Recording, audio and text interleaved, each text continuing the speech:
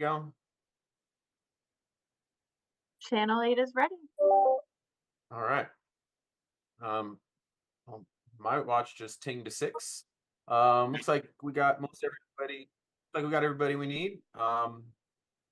And just for those that are just tuning in, Councilmember Folkerts will be showing up maybe a little late, or joining by phone, courtesy of Nicole giving us that heads up. So we look forward to her joining us here in just a little bit. So without further ado, we might as well get started.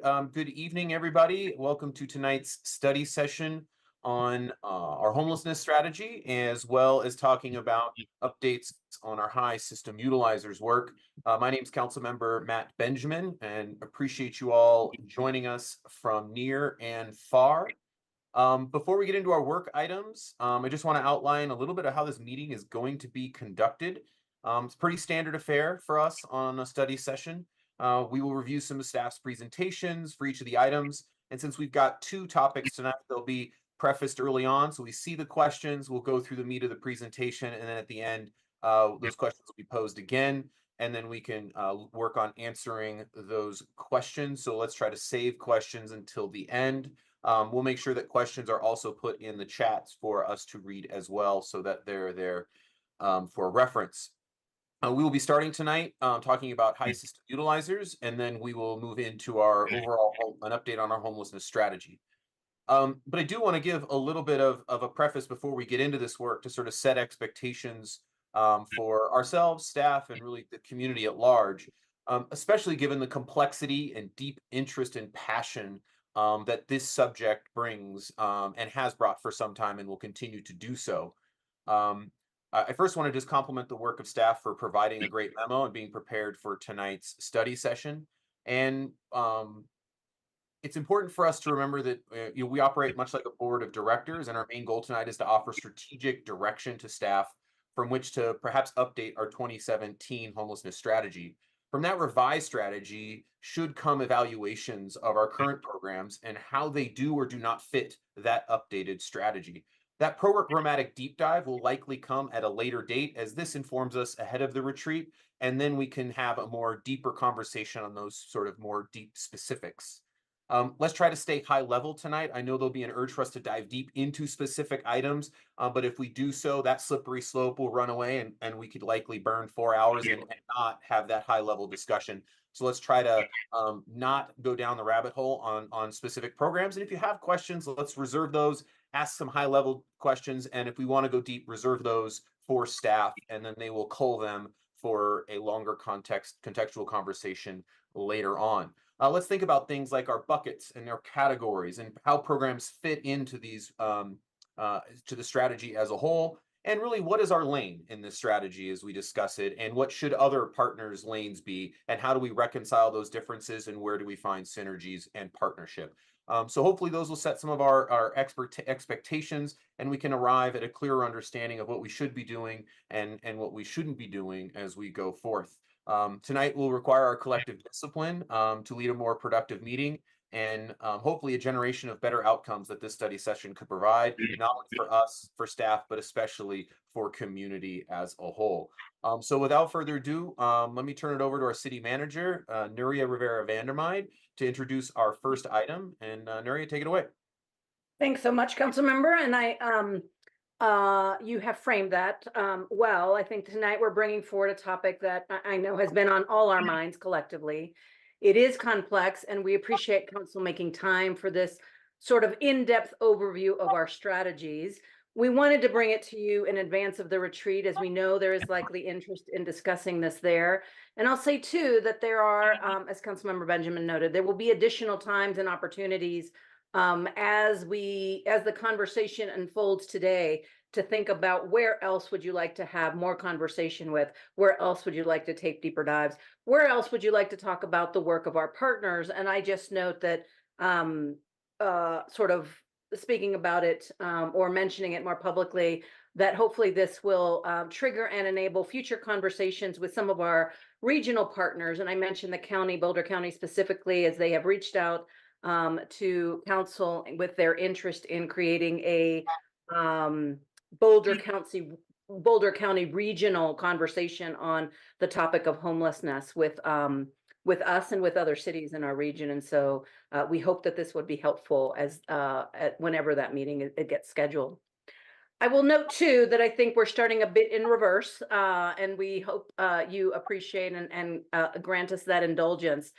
We have some partner guests joining us for the high utilizer conversation. But as we move through the second part of the session that really speaks to the entirety, the comprehensive nature of our homelessness strategies, I hope you'll see how this is part of how staff is intending and how our partners are intending for this high utilizer effort to fit into some of those broader spectrum of strategies and support that we're thinking of to address the varied and very individual needs of all those that are in our community experiencing homelessness. So with that, I will send it over to Carl to kick us off on the first topic. Thank you. Thank you very much. Let me get my notes up here. Good evening, council members. Trying to make sure my camera is working okay. I am Carl Castillo, Chief Policy Advisor with the City of Boulder. And I've been involved with the task force for Boulder's unhoused high utilizers. You know what? Actually, before I go any further, if we can pull up the PowerPoint, I'll be relying on that. So if, thank you. Thank you. So I've been involved with the task force for Boulder's unhoused high utilizers since it was first created over a year ago. And I'll be moderating staff's presentation on this topic, but we'll be joined by 4 members of the task force. And our goal this evening will be to describe the work and the history of the task force, why this work matters to the city, and to describe a comprehensive criminal justice system high utilizers program that has been proposed by the task force. Next slide, please.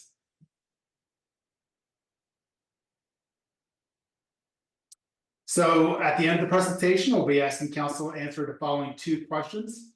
Does council have questions or need additional information related to the high utilizers program proposal? And does council support the continued efforts to formally develop and seek funding for a high utilizers program with the city's regional partners and through philanthropic support? Next slide. So I'd like to frame this conversation with a description of how I've come to understand the challenges of high utilizers. So we begin with the quite natural tendency to want to help individuals who are most willing to be helped and most receptive to services. That makes a lot of sense, and in doing so, we obviously can maximize the number of people we help. And Boulder has, as you'll hear and as you know, has done quite a bit of work in this front and has had some substantial success in exiting many out of homelessness. But what we're left with under this approach is a small but meaningful amount of individuals who are exceptionally challenging to serve and who enter a tragic spiral of involvement in crisis services. And so what that results in is what we're referring to as high utilizers of the criminal justice, human service, and healthcare systems. So why does this matter? Well, for at least 3 reasons. Next slide, please. First, these individuals, because of their situation, face a serious potential risk of physical harm or even loss of life. The risks include harm from extreme weather, diseases spread in unhealthy living spaces, and the real possibility of becoming victims of serious crimes. Next slide, please. Secondly, these individuals often are the ones that draw the most attention in our public spaces. They themselves often commit crimes, albeit ones that are not serious enough to justify an extended criminal sentence. Nevertheless, this behavior over time diminishes the safety that our community experiences in our public spaces. Next slide. Third, but not last, these individuals have a significant impact on the budgets of the agencies that serve and respond to them. So what you see in this slide here is that on average, the criminal justice system alone is spending about $48,000 to $67,000 per person per year in responding to the behavior of these individuals. One example in the green box of an individual that in just 1 year, in 2022, cost the system $67,000 And in blue on the right-hand side of the slide, you'll see the kind of engagement that resulted in those expenses. So if you look beyond the criminal justice system, you can add in additional expenses. So for example, if you were to look at hospital and ambulance services, on average, we can add another $17,000 per individual per year to the cost. So quickly, we are way above $80,000. So these numbers all go towards answering the question, can we afford to create a program to address the needs of those most resistant to help? I think said another way, we might also ask, can we afford not to? Next slide, please. So with the challenge we face outlined, and in recognition that Boulder does not currently have any comprehensive approach to responding to high utilizers, Boulder helped create a multi-agency task force over a year ago to identify solutions. It's made up of the organizations that are most closely involved with providing services to Boulder's high utilizers. So if you look at the slide on the right side in green boldface, you'll see those entities that are part of the task force. If you look on the left, you'll see that this task force is broken up into a leadership team that meets once a month, and that's composed of the senior most executives of these entities, and also of an operations team that meets twice a month. So in addition to your city staff, we have here this evening District Attorney Michael Doherty and Boulder Community Health's Grant Besser, both who will say a few remarks later in this presentation. Next slide, please. So this slide here shows the various goals that the task force has charged themselves with addressing.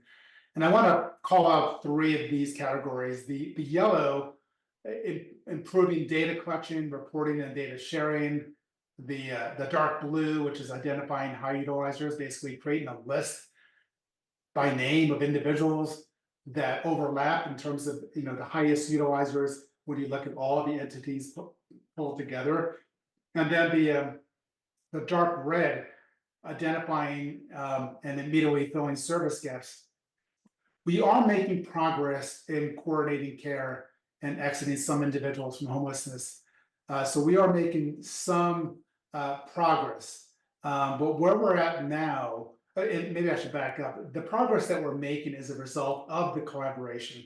Just getting these individuals in the room to discuss the high utilizers on very specific basis, at least in the case of the operations team, and sharing information has been important in itself. But where we're at now is the light blue part of this, the goal, where we're looking to create a program that will provide more impactful and systemic changes. So on this topic, I'll now turn it over to Vicki Ebner from Housing and Human Services to describe the program that is being proposed by the task force. Next slide, please. Good evening, Vicki Ebner, HHS Operations and Homelessness Strategy Senior Manager. With Kurt Fernhaber, we represent HHS on the leadership team. And I'd also like to mention that the operations team that Carl mentioned is chiefly facilitated by HHS team members Megan Newton and Nikolai Eldred Skip, who will also be available to answer any questions you might have. So recognizing that there are limits to what we can accomplish currently, the operations team developed a methodology for placement on the high utilizer list. And those are the characteristics that are shown inside the gray box. All of these categories do include some activity within the past year. It is also exclusive to people who are unhoused and who have impact across different systems. And while each person is unique, the team looked at some of the commonalities and why they haven't been able to be successful in traditional housing programs. Essentially, those boil down to leasing issues, whether that's a lengthy criminal background or substance use disorder or any number of issues there. And also the lack of ability to retain their housing without significant supportive services. From that list, they created a baseline list of 45 people and have worked together as a group to expedite solutions that Carl mentioned earlier. Next slide, please. Unfortunately, as we've mentioned twice now, they do need to move forward with some unique solutions. And so this multidisciplinary team has already demonstrated the benefit of streamlined processes, but they believe that the proposal that they're making will help us meet some of these challenges. It would cost the community about $4.9 million for the first year. That's primarily for property acquisition, and then approximately $2 million each year thereafter. This is intended to be a phase one of a multi-pronged approach to this issue. But within phase one, it includes the acquisition of 10 units of scattered site housing, and a lot of specialized services designed to support the people in their housing and to decrease their returns to homelessness. One of the reasons why we're acquiring housing is that ownership is critical to this process. It takes us away from landlord dependency and increases the likelihood of us being able to house somebody. The supportive services can be obtained through vouchers, probably through the state of Colorado, but also significant mental and behavioral health services provided through case management, coordinated staff, includes mental health nursing, referrals to particular treatments or assisted living, behavioral health counselors in general, peer support, and bridge housing. This also includes a landlord assurance fund to help mitigate any threats of damage or mitigation processes for those that do go into scattered site housing, and funding for an evaluation of the program. Next slide, please, and I will turn it back over to Carl. Thank you, Vicki. So as you've heard, the proposed program is not simple, it's not cheap. And because of that, we don't think that the city can make it happen alone. Moreover, we've received some preliminary feedback from the private sector that the program could be appropriate for a public-private partnership. Nevertheless, before we start pursuing creation of any such partnership, we do want to identify the city's interests and its role in this work. And I know that council can't answer those questions completely tonight, but we do want to begin that conversation. And since this is an interagency effort, we have 3 additional speakers who wanted to share their perspective. So I'd like to first start off by introducing and turning it over to District Attorney Michael Doherty. And if the clerk's office can please move to the next slide and then bring down the PowerPoint for this portion of the presentation so that we can see Michael and the next 2 speakers.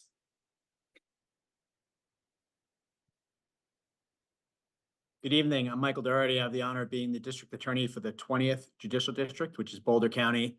And I really appreciate the opportunity to be with you tonight. I recognize and respect that City Council is working on the complex and long-term problems associated around homelessness. And I know that this is going to be a long-term effort for the City Council and for our community going forward.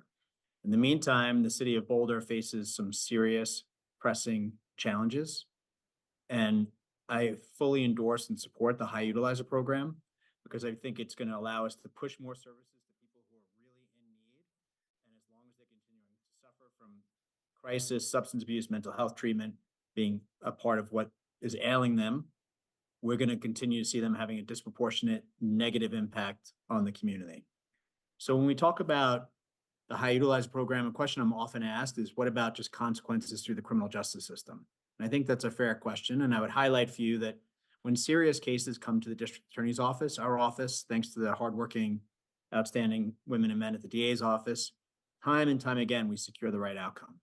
So an individual experiencing homelessness committed a vehicular homicide, killed another person with a car that they were sharing and living out of. He was sentenced to 25 years last year. Another individual attempted to kill another person at an encampment. He was sentenced to 30 years in state prison last year.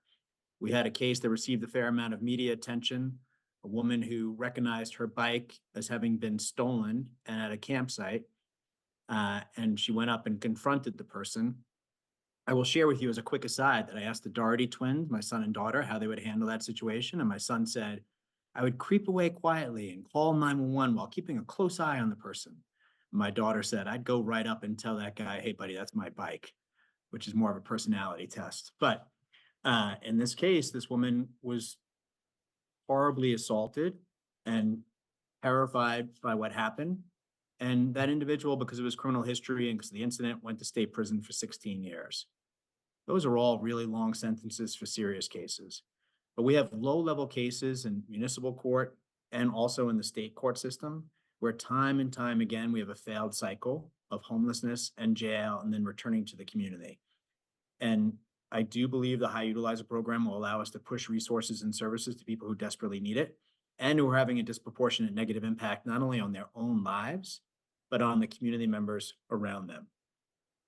And there's really no current approach that exists in Boulder County to deal with and help with these individuals, and also to ensure that they're held fully accountable and that there are appropriate consequences when they do reoffend. And I really want to highlight for you as district attorney that although jail and prison are part of the criminal justice system, they cannot and will not be the only solution to solving this problem. If imprisonment and incarceration were all we needed to do to solve crime arising out of people who are suffering through homelessness, and it's not everyone, of course, but if jail and prison were the only things that we needed, there's really no community in the United States that would be struggling with this crisis right now. And yet you all know, and the reason we're here tonight is because Boulder is just one of many communities that is struggling to find solutions. I would also highlight for you a couple things. First, in municipal court, which is separate from the district attorney's office, municipal offenses are handled by the city attorney's office. But there's a whole host of municipal offenses, including petty offenses, where jail is not even a legal option. So someone could commit low-level offense after low-level offense. Jail is not a legal option. Also, in the Boulder County Jail today, there are approximately 70 people sitting in cells who've been ordered to the state hospital by judges.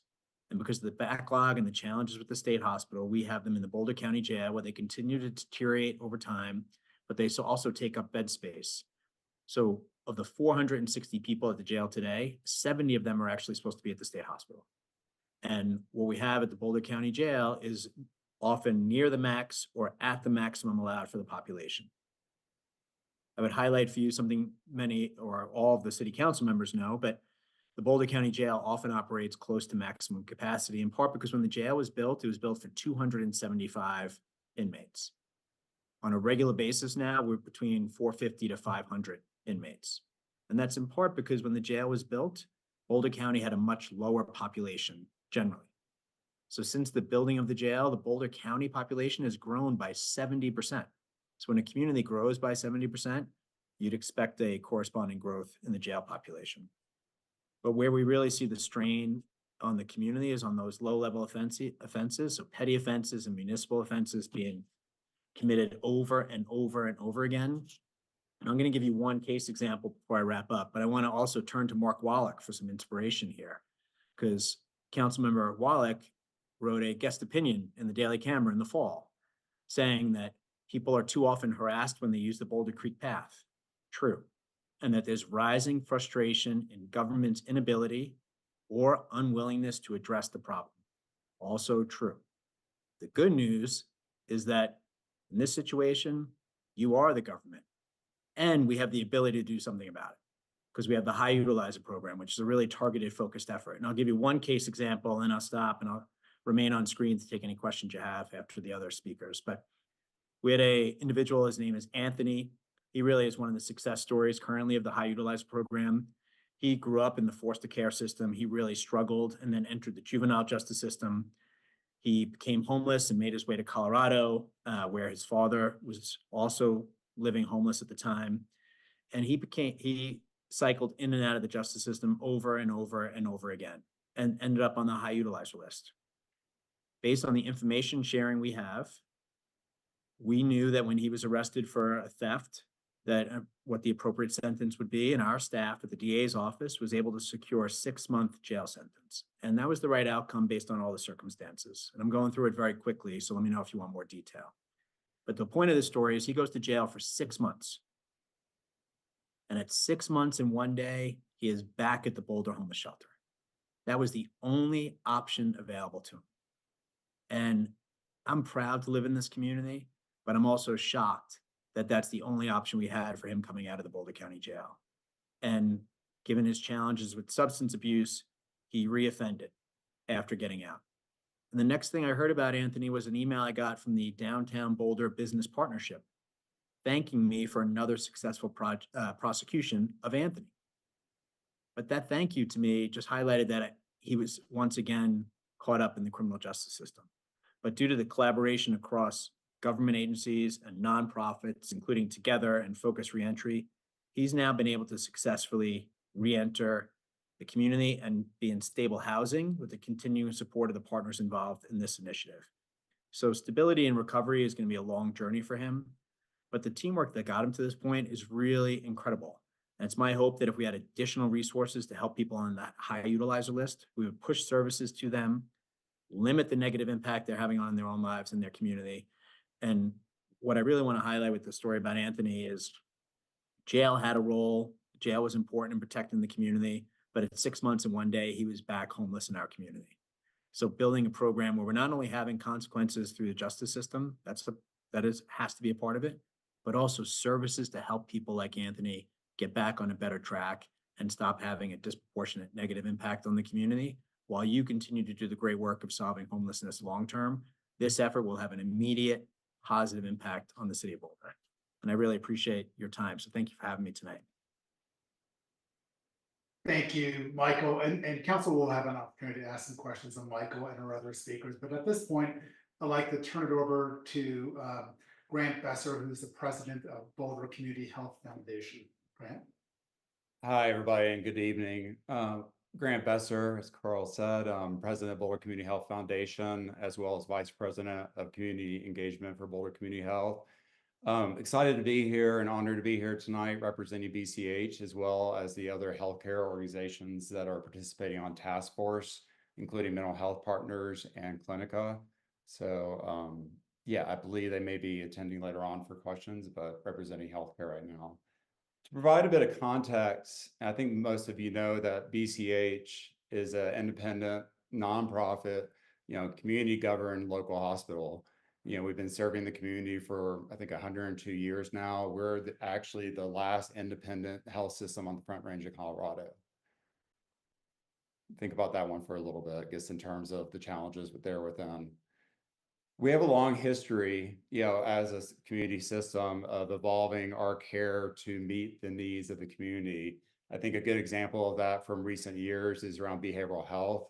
We're starting with the building the Della Cava Family Medical Pavilion that introduced 70,000 square feet of new behavioral health space on our campus, as well as a number of other investments that we have made across the continuum of care, from primary care to emergency department to Della Cava, to make sure we're taking that on. A relevant current illustration of where we kind of meet the needs of the community is our expansion of investments supporting complex patients. And that includes individuals that are experiencing homelessness, whose care is clearly impacted by a variety of social determinants of health, including clearly, housing, substance use disorder, behavioral health, as well as kind of the needed ongoing medical intervention post-discharge. Probably none of this comes as a surprise. At a high level at BCH, there is a notable correlation between high utilizers experiencing homelessness and increase in avoidable healthcare costs. This includes unnecessary emergency medical interventions, long-term inpatient stays, and hospital readmissions. So I guess a few stats to kind of ground that point. Our top 18 homeless high utilizers, averaged 16 visits to the emergency department last year. That's 16 each. That costs us typically around $300 loss per visit. So that adds up very quickly. The average length of stays for this population is 6.5 days for inpatient hospitalization. That's 2.5 times the average of our housed population. And then in terms of medically unnecessary hospital days, the cost to us as an organization is around $1,400 per day. The reason I'm pointing that out, kind of back to our independence and locally serving the needs, we operate on incredibly thin margin. So whether you're approaching this tonight from an access and moral imperative point of view, or financial sustainability, both of those elements are very critical to BCH and something that we are factoring into this. As part of our work to introduce solutions for complex cases of individuals experiencing homelessness, we've launched a number of initiatives in recent years, including creating a pathway to respite care. That's through a partnership with Colorado Coalition for the Homeless out of Denver. And we also are working with Boulder Shelter, in terms of direct communication between our case management team and a case manager that we help to underwrite at the shelter that also has led to housing for a number of our complex patients over time. These programs have actually allowed for patients to access the appropriate and recommended, post-acute care services that are needed.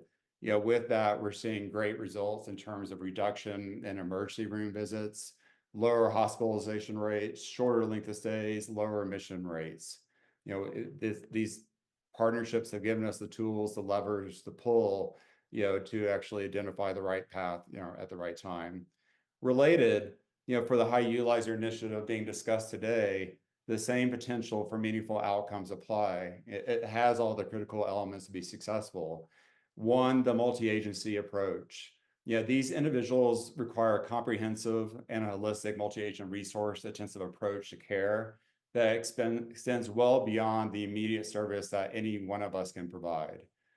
This approach also aligns with a broader understanding of healthcare that extends beyond clinical interventions. So to really take on the social determinants of health and influencing individuals' health and quality of life.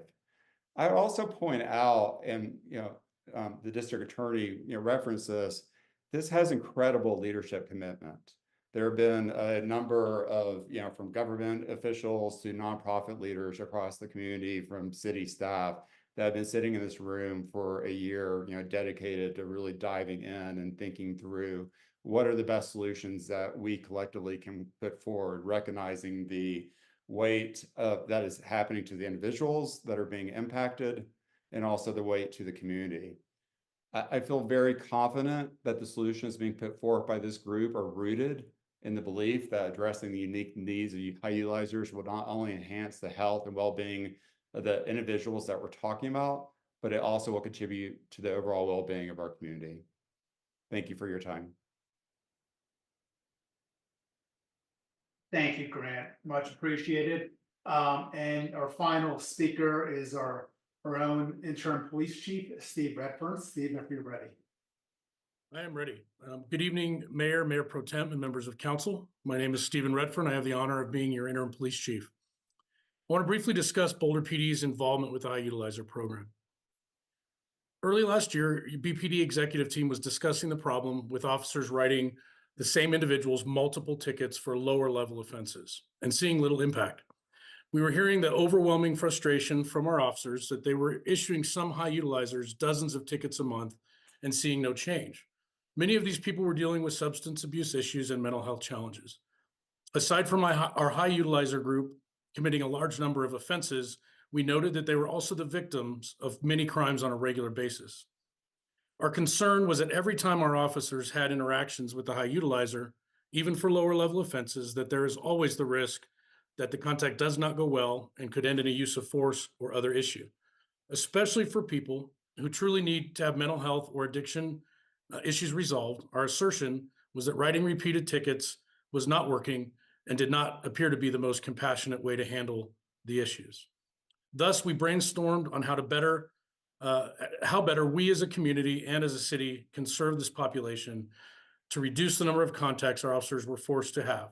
To be clear, there are some people on our high utilizer list that were identified as having felonies or propensity for violence. They would be dealt with and continue to be dealt with through the normal forces in the criminal justice system. Our experience with high utilizers was that they would almost always fail to appear in court, which would end up potentially with multiple failures to appear warrants. And sometimes when those warrants occurred, folks would be sentenced to the county jail. As alluded to by our district attorney earlier, when this occurred, we knew that if there was no intervention, they would likely end up back in the same environment that they were arrested in the first place, with potentially easy access again to narcotics, and that cycle of ticket warrant would start all over again. By bringing in partners to help evaluate the high utilizer, our hope and goal is that when someone is in jail and presumably sober, we can meet them when they're released and have a plan to get them into treatment, or other paths to keep them from going right back into the same negative environment. This has worked on more than one occasion, and we are learning each time how the system can be better. While our job is to hold those who harm our community accountable, along with our criminal justice partners, as well as assisting those who pose a danger to themselves or others, we know that there are many low-level problems that we can't ticket or arrest our way out of. Thus, the need for specific solutions through a holistic approach is what is needed with this high utilizer group. I talk with police leaders all the time from all over the country, and many cities are dealing with similar issues and are often at a loss of what to do. I've shared this initiative that we're currently engaged in with many of my partners, and they're interested in figuring out ways to do something similar in their jurisdictions. What we have seen so far, although it's in its infancy, this high utilizer program can save lives, reduce community harm, and find non-traditional solutions to help some of our most vulnerable populations. While non-traditional, this program is also a form of police reform. By reducing the number of potentially contentious interactions between our police officers and our high utilizers, we lessen the risk that one of those interactions turns out negatively. This also allows for our officers to focus on more serious offenders and on our mission of preventing crime and community harm. Thank you. Thank you, Chief. Much appreciated. If we can bring up the PowerPoint slide again very quickly, we're going to be wrapping up. Thank you, Emily. And if we can go to the next slide. Thank you. So recognizing that you got to hear from 3 of our task force members, and a lot of them were not able to be here, we thought that it would be useful to just quickly flash onto your screen excerpts of some endorsements that many of these other entities, the Sheriff's Office, Focus Reentry, Boulder Shelter for the Homeless, the 20th District Probation, Mental Health Partners, and Boulder County Commissioners, all who are represented on the task force. In fact, I see that at least some of these individuals are on the call as well. So this is to say they are engaged, they are supportive, and we can certainly have you ask them some questions if they're here. If we can go to the next slide, and then we will wrap up. So I'll close with the slide which shows the 2 questions staff is asking council to discuss. And Councilmember Benjamin, let me know if you prefer that we take down the PowerPoint as council begins its conversation. Oh, one more thing. I'd like to just mention that Michael Doherty does have some plans later this evening. And so if there are questions for him, it'd be preferable if we could prioritize those before the others. Thank you. Thank you, Carl. Yeah, if we could bring the slides down so we can see each other, and then if we can pose those questions in chat, that'd be greatly appreciated for everybody to see. I thought DA Doherty would want to join us for the 4+ hours, and so just to join us in the battle of attrition that we go through on a weekly basis. But we definitely want to respect his time, and maybe we can prioritize some questions for our DA as well as Grant. Chief Redfern tends to always stay with us for the long haul, but also want to respect his schedule as well. So if we can fire off questions for them early, that would be great. And so we'll lead with sort of that first question. Does council support the continued effort? First question: does council have questions or need additional information related to the high utilizers program proposal? And so let's fire away some questions. Let's keep really informational questions, and then maybe we can save some comments for later. But let's get those questions up and going. Mark, take it away. Okay. Has this program or something like it been tried elsewhere? And if it has, do we have results in terms of the financial benefits to the various departments? And how has it performed with respect to the individuals who've entered the program? Or alternatively, are we sort of in an entirely experimental regime, doing something that has not been done elsewhere? I don't know who wants to take that, but yeah, thank you, Councilmember Wallach. I'm going to try to take each question that is given and try to give it to the people that are best able to answer it. I believe that might be Nikolaya Eldred. Nikolai, if you're able to, I know that you have a lot of information on the data. And I guess I'll just start off by saying this is not new. There are certainly other cities that have experimented with this. And we also have a best practice that has been established by one of the national organizations. But Nikolai, is this something you can perhaps speak towards? Yes, good evening. Thank you for the question. Yeah, we did a bit of research. It's definitely not a new model. The Fuse concept has been implemented by a lot of cities across the United States and some internationally as well. Kind of concept of permanent supportive housing. So I did pull some cost estimates and benefits, reductions in utilization for that. Generally reductions with these kind of supportive programs with housing, reductions in criminal justice interactions in these larger studies that have been done, increased time housed, and like reductions in mental health issues and substance use. So kind of a variety. I don't know, Megan, if you wanted to jump in and add anything kind of on the program side of that. Sure. Good evening, Megan Newton, Housing and Human Services Policy Advisor on Homelessness. No, I think Nikolai covered it. I think the only piece, this is the Fuse model is done largely started in New York. Denver has what they call a social impact bond, SIB model, where they've done something similar. And so those pieces have been brought into this concept as well. We have a couple unique, I would say that property acquisition is relatively unique, as well as the landlord assurance fund is relatively unique, but the overall project is replicated from other successful models.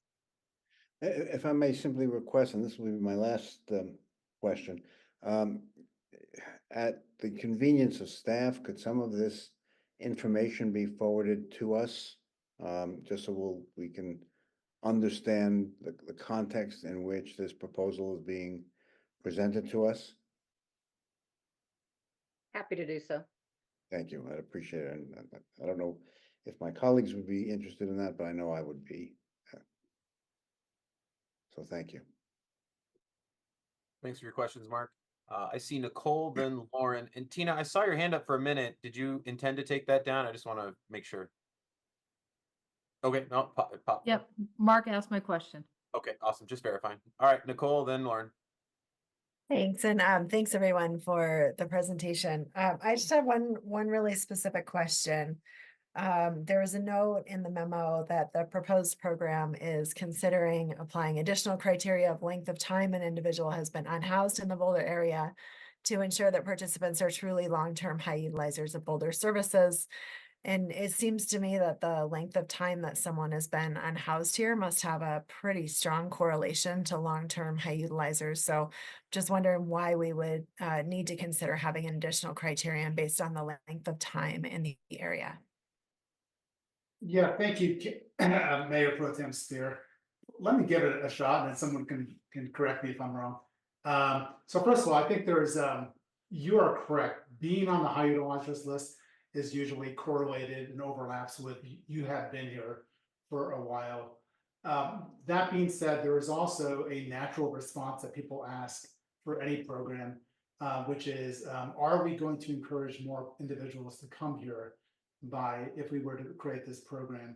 So the reason we suggested that there might be a need for a description or a criteria of how long somebody's been in the community is partly to respond to that concern. Is that enough? I can certainly ask someone else if they can answer more thoroughly.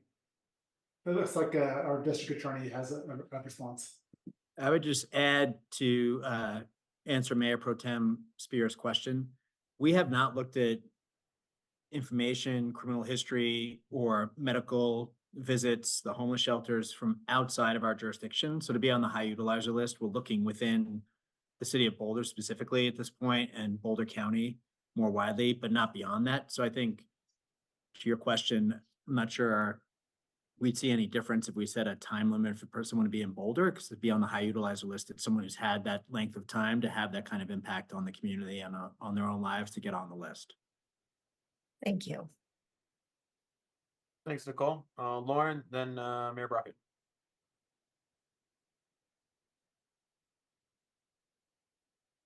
Thanks. So kind of along the lines of what Nicole was asking, but a little bit differently. I see that there are only 19 names that have an overlap on the 2022 and 2023 lists. And so I was wondering sort of what is happening there? How are people, if it's so hard to connect people with services, sort of why aren't we seeing all the names repeated from year to year? Thank you, Councilmember Folkerts. I might allow somebody from Housing and Human Services to answer that. And the first one that unmutes would be the one that I imagine is best situated to answer that. I can take that one since I worked on the list. That's a great question. The baseline list that we used, those 45 individuals, at the time of developing the proposed program and doing some additional analyses, it went back further in time. And so when we were working through the list, some of those individuals were no longer in the area. A handful of them were kind of primarily located in like Lyons or Longmont, so not as well known to our core team of operations staff doing the case conferencing.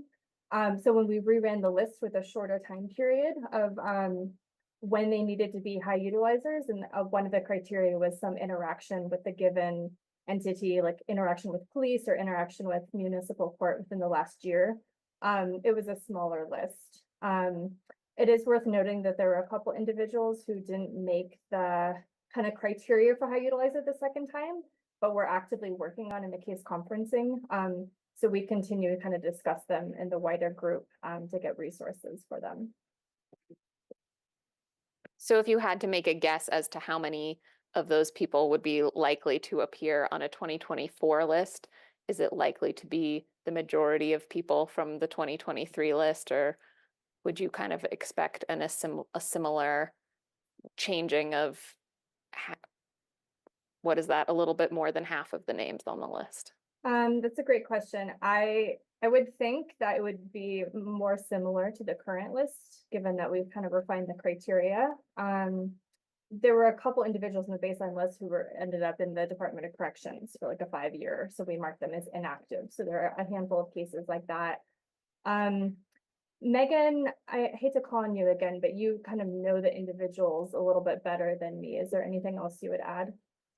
No, I would think they'd be similar. Obviously, we're working through the list and prioritizing folks with the resources we already have. And we have seen some success housing folks, a handful of them. And so those folks we would suspect to fall off as well. But in general, I think there would be a higher overlap. Thank you. I also noticed that I think it was saying that we were going to set aside about 43 housing vouchers. But of that group of people, only a quarter of them are currently on a housing pathway. And so I was curious why we think that all of those individuals would be likely to go through the process necessary to be approved for housing vouchers. Perhaps Megan or Vicky could answer that. I can answer. I think when we were discussing the proposal at the operations group, it was a conversation of wanting access to the resources in case we needed them. But there is a realization that not everyone will need every service that's proposed there. So they may be attached to an already existing resource. We have had a number move into Bluebird or other existing projects. And so those resources wouldn't necessarily be needed for that individual. So we asked for it just kind of, if we needed it, the resources there, but also wanting to tap the existing resources if we could. Thank you.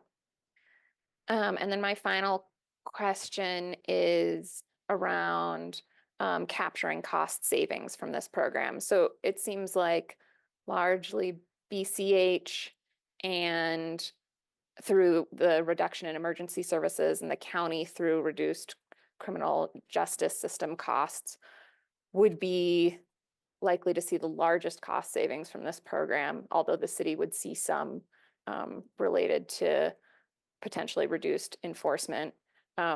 Why should the city take on the majority of the costs for this program when other entities would see the majority of cost reductions related to this program.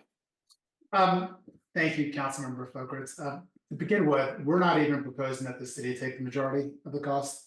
So we're certainly open to the fact that the costs perhaps can be divvied up in different ways that correlate with the expenses that are saved.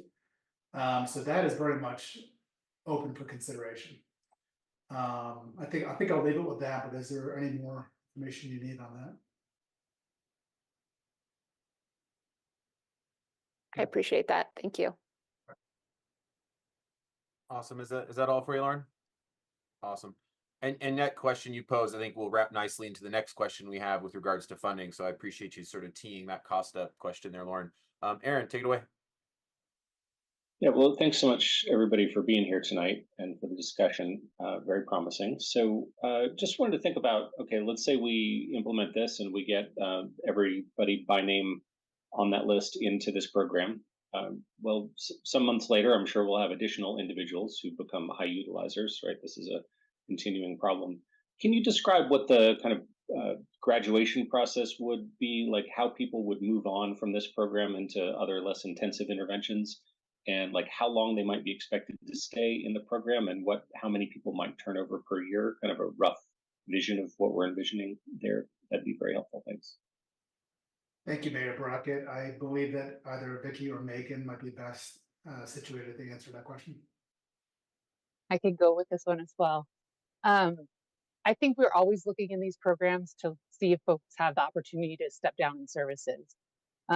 So I think part of the robust services that we've posed is a team setting of support. So I think the conversations between that team around individuals and where their level of need is, and if there's the opportunity to step down into maybe, hopefully we put them into a permanent supportive housing, or maybe we have that does come with case management. And so that case management is sufficient and they don't need the supports of the full team. The numbers of folks that we would expect that to happen with would be an estimate, but I would say every year, maybe like 10%, 15. I'm not sure. I have not done this specifically in Nikolai. I don't know if we have any data on turnover in other programs, but I think we're always looking in even permanent supportive housing for opportunities to step down into community care. Thanks for that, Megan. Well, I guess I just might say as we move into the next phase on this to think a little bit more about what that would look like. And because of course the problem will continue in future years and hopefully we wouldn't have to 5 years from now do another high utilizer program with a similar scope. And hopefully that this program could manage the ongoing population needs. That's all I got. Thank you. Thanks, Aaron. Tara. So just one question, is this going to be a pilot program? How long are we going to take before we look at to see if it's doing what we want it to do? Just to make it clear, I'm excited about this program. I just want to make sure that it does do what we need it to do, or partially at least. Yeah, thank you, Councilmember Weiner. Very good question. First of all, there is no guarantee that this is even going forward. That's part of what we're seeking tonight is an expression of your interest, which will take us to the next step. But in terms of how long it would be, I think you can imagine it being a 2 or 3 year program. I think we would very quickly want to measure what our success is. And we've already discussed, and some of it's been identified in the memo, some of the metrics we would use to determine how effective the program is. We have some level of confidence that this would be effective, but until we see the measurements, we shouldn't commit ourselves to this being the permanent solution. It's something we think is worth the try. But other than that, I think we're looking at some sort of a pilot program. Tara, is that it? And then Aaron, I still see your hand up. Is that a relic of before? All right. I appreciate a lot of those questions and certainly responses. I had a follow-up question to Aaron's line of inquiry, kind of about the graduation rate and outcomes. And it kind of comes down really to what Carl, how you answered in terms of pilot, and it's kind of about the scale. And I'm wondering why 10 individuals was chosen here. Because I think to some extent, my question really centers around when we're building infrastructure and looking at $5 million, that's a big investment for a pilot. But the question is, are we attacking the right scale to make sure we've got enough throughput of graduating people through and bringing new people in so we could get to see those results more rapidly? And so I'm just sort of curious why that scale was picked, and how does that maybe play into how we move people through the program? Thank you. I might ask Vicki Ebner to answer that question. So the reason 10, one is for scale and scope, right? We want to start somewhere. But if we prioritize the people that have the most challenges and the most need for really intensive owner occupied, well, not owner occupied, sorry, housing backgrounds coming back to haunt me. But non-landlord dependent type of housing, we can then work with them. And some of those people would stay there for a considerable amount of time, but there are cases where people could move up or move on to a less intensive type of setting like Megan talked about, then would free up a space. We're hoping to be able to support these units through vouchers from the state. Those vouchers would go with that individual, would transfer to a tenant-based voucher that would move with the individual, leaving a program voucher for that unit. So we, in essence, would be helping two people when we do that kind of move on. I hope that answers your question. Yeah, a little bit. I appreciate that. I mean, we'll get to the funding side of it as well, but thanks, Vicki. All right, any other questions on that initial question? All right, moving on to question number 2 here. Does council support the continued efforts to formally develop and seek funding for a high utilizer program with the city's regional partners and through philanthropic support? So we'll go ahead and ask questions. I see DA Doherty camera off, but I hope he's still with us to maybe field some questions. But I see Tina taking on the first question. Go for it. Yeah, thanks. And I mean, and just specifically, I think this program is a really good idea for a really persistent problem that we're experiencing in Boulder, and hope that we do look at funding to move it forward. I looked over our policy statement and just thinking about advocacy we can do now to put more pressure on the legislator to provide funding for this. It might be worth a shot. And I know, Carl, since that's your work, I'm sure that comes up all the time. The other piece is when we were looking over some of the data with the downtown ambassadors today, there were 53 fires that they handled in the downtown area. And I sometimes wonder if there's an opportunity for other people, whether the fire department or whether insurance companies are interested in helping us reduce fire risk, that could, if there's a correlation between fires and higher utilizers, there might be some opportunity there. Probably a long shot, but just one thing that comes to mind because of the fire risk in our community. And that's all I have, but I would support moving forward. Wonderful. Thanks, Tina. Aaron, go for it. Yeah, absolutely. I think this is very, very promising. So, and I'm really just so impressed by how many people have come together to make this happen. The task force is just a who's who of people trying to make a difference in this space in our community. And then the number of letters that we got from local organizations in support was really impressive as well. You only have to walk around town for a few days to see the scope of the high utilizer problem in our community, and there's a lot of people suffering out there on our streets. So this provides an amazing potential way of getting folks into a safer place and reducing impacts on our community. So yes, let's try to get some funding for this and see if we can move this forward. And thanks again to everybody who participated. Thanks, Aaron. Lauren, then Nicole. Thank you. Yeah, while my questions have a lot of skepticism in them, and I feel like there are some unanswered questions yet around this program, I do think that it is a good program that would be really beneficial to the city. A lot of my concerns have to do with knowing that we are in a pretty constrained budget environment. And so while I strongly support us looking for funding for this program, I would be really reluctant to commit on the city side to funding without understanding how that interacts with other needs that we have in the community right now. Thanks. Thanks, Lauren. Nicole, then Mark. Yeah, I think I'm kind of feeling similarly to Lauren. I mean, this seems like it's a good idea. I think, we're seeing some good results. I appreciate, as Erin did, just the degree of collaboration and working together that's going on here to try to find more supports and appropriate supports for the people who are really struggling.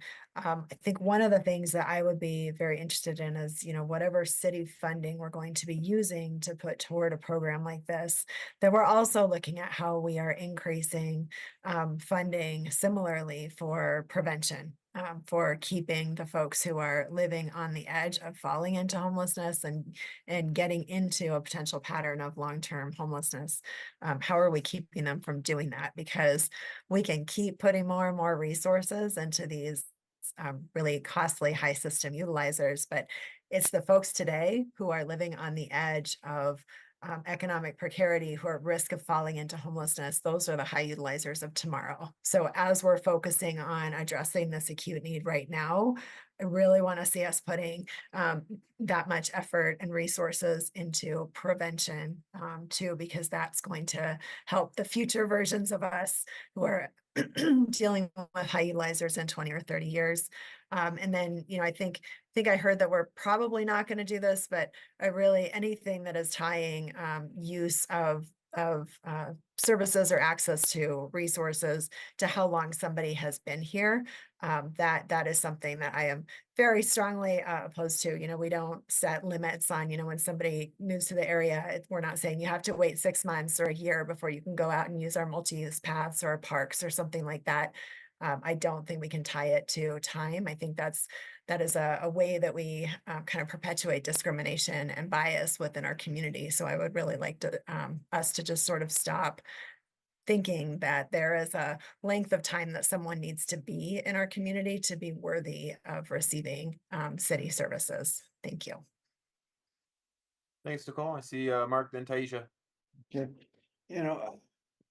we have this enormous problem and we really don't have a solution to it. So as an experiment, as an effort to try something new, I think there's good promise to this program. But I think it's important that we do treat it as what it is. It is an experiment. I think in a couple of years, we need to look back on it and analyze it and see whether it is working and whether it is worth the investment. And so it would be on that basis that I would want to support it. And I would, the memo indicated this would not be a call for general fund revenues to fund it, and I would like that to be clear as well. Obviously, if we needed to fund some last small increment of it, I would want to reconsider that. But I'm assuming, at least in this first go-round, we're looking at other funds so that we don't have to take away from existing programs in order to implement this program, to stand it up, and to conduct the experiment. I think if we're not going to be open to this sort of thing and be open to innovation of this kind, we're simply going to be going around and around in the same old circle. And I think we need to do a little better. So I think this is an innovative approach. And if we do it eyes wide open, with funding from other sources and a determination to look at it as what it is, an experiment that may or may not succeed, I'm all for it. And if it doesn't succeed, we'll move on and figure out something else out. But, as I said, this is a big problem and we don't have an answer, and we need to try to answer it in some fashion or another. And this is as good as any in my view. Appreciate it. Thank you, Mark. Carl, I see your hand up. Did you want to address a comment or question that was brought up? I do. I didn't want to misrepresent what we're trying to convey. While we're certainly not saying the city should pay for all of this or nor most of it, we do think there is an important role for the city to put some money in it. In fact, towards that, if you don't mind, I'd like for Grant Besser, who's had some experience and has had some conversations in this area, to perhaps weigh in. Yeah, absolutely. I do think there is a unique opportunity here to explore as a public-private partnership. Yeah, this is clearly a top issue, one of many top issues, but it's got a lot of heat around it right now across a lot of various stakeholder groups. So I think a complexity of issues warrants cross-community support on that. Yeah, in talking to members of the business community, talking to the chamber, talking to some, individual philanthropists in the community, looking at various foundations. I'll be honest with you, the first question that everybody asks is, what is the city or county, committing as it relates to funding on this? And I think everybody, I feel like that I've spoken to today sees the possibility of a multi-stakeholder group investing in this. And we've actually done a pretty deep dive across government, across foundations, across individuals, across companies to start identify where that would come from. But the reality is, I'm a fundraiser at heart. With a fundraising campaign, you need a major gift, to drive a campaign. And I think the major gift in this case is going to be city or county to help drive that other support. That's my personal opinion on it, but I'm happy for others to jump in on that as well. Well, I don't want to take away from Taisha's time, but I just want to say that in the staff memo on this program, it was represented that that it was not looking for general fund contributions. And if that is not the case, I'd like to understand what exactly is the case, because that's we have not been given an accurate description of what is expected of us as a funding source. Yeah, Councilmember Wallach, And I apologize, Taisha. very quickly, don't know exactly how we conveyed it, but to the extent that it was misrepresented, let me just clarify that we are not asking tonight for a general fund request. Of course, it's a study session that wouldn't be appropriate. But nor are we foreclosing that might be necessary to leverage additional funds from outside. So certainly would welcome any different perspectives that you might have, given that information. And Carl, if I may, maybe put another way, is that tonight we are certainly, and I appreciate, it's music to my ears when I hear constrained, right? So I appreciate Lauren for that. We are not here today. We don't asking for approval of a funding source. It will help as we move forward, and that is the support we want to do, is to know that we have full council support to continue on in seeking additional funding, partners, other areas of revenue.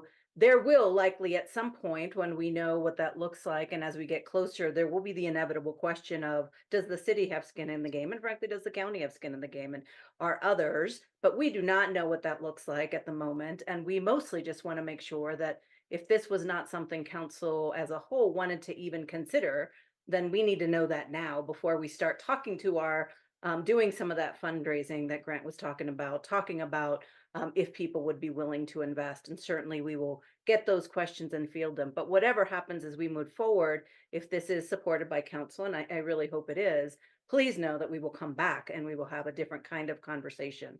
But right now, that is not the question on the table. Thanks, Nuria. I saw Judge Khan's hand up. I want to see if he had it. He hasn't said much tonight, but I want to give him an opportunity to speak. I saw his hand up, so it's all yours, Judge. Thank you, Counselor. I just wanted to emphasize, Nuria really hit it. Was going to suggest is that we really are in this position where, as a group, we need to have some city council in agreement that, hey, this is a great idea. Let's look to the next step, but also to engage our county commissioners. And so, as you all are looking at your planning for your next meetings and for your retreat, the idea of perhaps engaging county so that there can be some collaborative effort that can work with the county and the city. And then you can go from there. If you've got the city and county both agreeing to, yes, we're willing to put some skin in the game, then we can go out and start to seek some resources from community members, from philanthropic effort, even from our business community. So that's, I think, what the group has talked about as a whole. And we still are in a stage, although we're a year and a half in these discussions, we're still really developing how this is going to move forward. So it's a multi-stage process that I think everybody's envisioning here. Thanks, Your Honor. Appreciate that. All right. Taisha, then Tara. Thank you so much, and thank you for this very robust presentation and information. So I just want to echo the comments right off the top, requesting more information of those cities that have implemented this more comprehensive strategy, not just that they're doing it, but what are the reporting and milestones that they've been achieving, and what was the costs, and really just love to see more case study type work around that. Though this is innovative, people have tried it in a variety of different ways, and so the more we can get some of that data, I think it will be very helpful. I also wanted to lift up and echo the comments that Mark made around just the investment in general, and the willingness to take the risk. So I am very much interested in supporting some type of program. I also echo the concerns around the financial constraints. And so in order for me to feel comfortable saying, yeah, let's go, I still would need more performance data of what we are currently doing and the effectiveness of what we are currently doing in each of those areas. And I started to try and crosswalk and create my own dashboard, and I realized, no, that's probably not what I should be doing. So I stopped myself from doing that, and I'm excited because I think we do have a lot of data points to inform how we want to move forward. So I don't feel like it's a lack of data. It's more just how the information is compiled. So and again, just also wanted to co-sign the idea of, how long have they been here, and are they worthy, the worthiness question. Because I also want to honor that there are probably, again, an assumption, but I'm sure I'm happy to quantify if needed. But I'm sure there are other cities that are also providing services to former City of Boulder residents. So I also want to honor the relationship that we have across the arbitrary lines that we've created for ourselves called cities. And then lastly, just in general, if there was one area that I thought, would love to see more support around, and that's the mental health services. So again, I know that we have a housing first strategy, and I know this has an intersection with the high utilization risk, but housing first is not housing only. And so we know that the mental health needs are not meeting the needs right now. And so how do the proposals that we are presenting forward really address that versus what we think we can afford? So thank you so much. I'm looking forward to others' comments. Thanks, Taisha. Tara, then Ryan. I agree with Taisha on what she says. I do want to say that when I first read this proposal, it was counterintuitive for me to be excited about it. But the more I thought about it, I remembered that in the 2 years that we've been working on this, and we were here, those of us that were on the previous council when this idea started, the beginnings of it, I think, since you said it was a year and a half ago, and I remember people talking about it, is we've had a big problem. The things that have been on my mind have been our great, really big recidivism rate of, I guess, 50%. And also when people do their time and they get out of jail, then what happens to them? There's not a chance that they are going to get better, have a better life, be better. It's not going to be better for society, for our city, unless we can figure out how people could succeed. So this is in essence, the group that we really do want to affect the most, because they have such a big impact also on our businesses and economy, as well as, their impact on their own selves. So for that reason, between the recidivism rate and people not having a place to go after jail, I think this is a really great proposal that I normally would have, be like, I don't know. But if I think about these past 2 years, I have to say that I really am excited to try something new. I want to give a shout out to trying something new, because often cities don't do that. And so since we've seen very little work, I am excited about, I have to say, Judge Khan, that I agree with you. I'm actually excited about this possibility of this working even on some level and helping us out of some, solving some of these issues. I think that's everything I want to say, except the last thing I will say is it has such widespread support from so many people we've been working with for 2 years, who I respect and who became friends of mine. So even for that reason alone, I support this, this initiative. Thanks, Tara. Ryan, and then Mark, and then I'll dip in on the back end. Councilmember Benjamin, I am sorry, but I was not quick enough on the question portion, and I had 2 questions. Would that be permissible? Oh, from the initial question that we asked? Yeah, Go for it. thank you. 2 questions. My first one is, I am thinking about the program's objectives, and I'm trying to locate it in where it sits vis-a-vis our wider homelessness program objectives or outcomes. I know we have the 6 outcomes that are listed in the memo that come from the 2016 strategy. Could Carl or anybody just help me understand how does it support our homelessness objectives? Well, first of all, I will say that the objective is to exit these individuals from homelessness. But in terms of how it fits into the existing structure, I don't know if Vicky or Megan are able to answer that.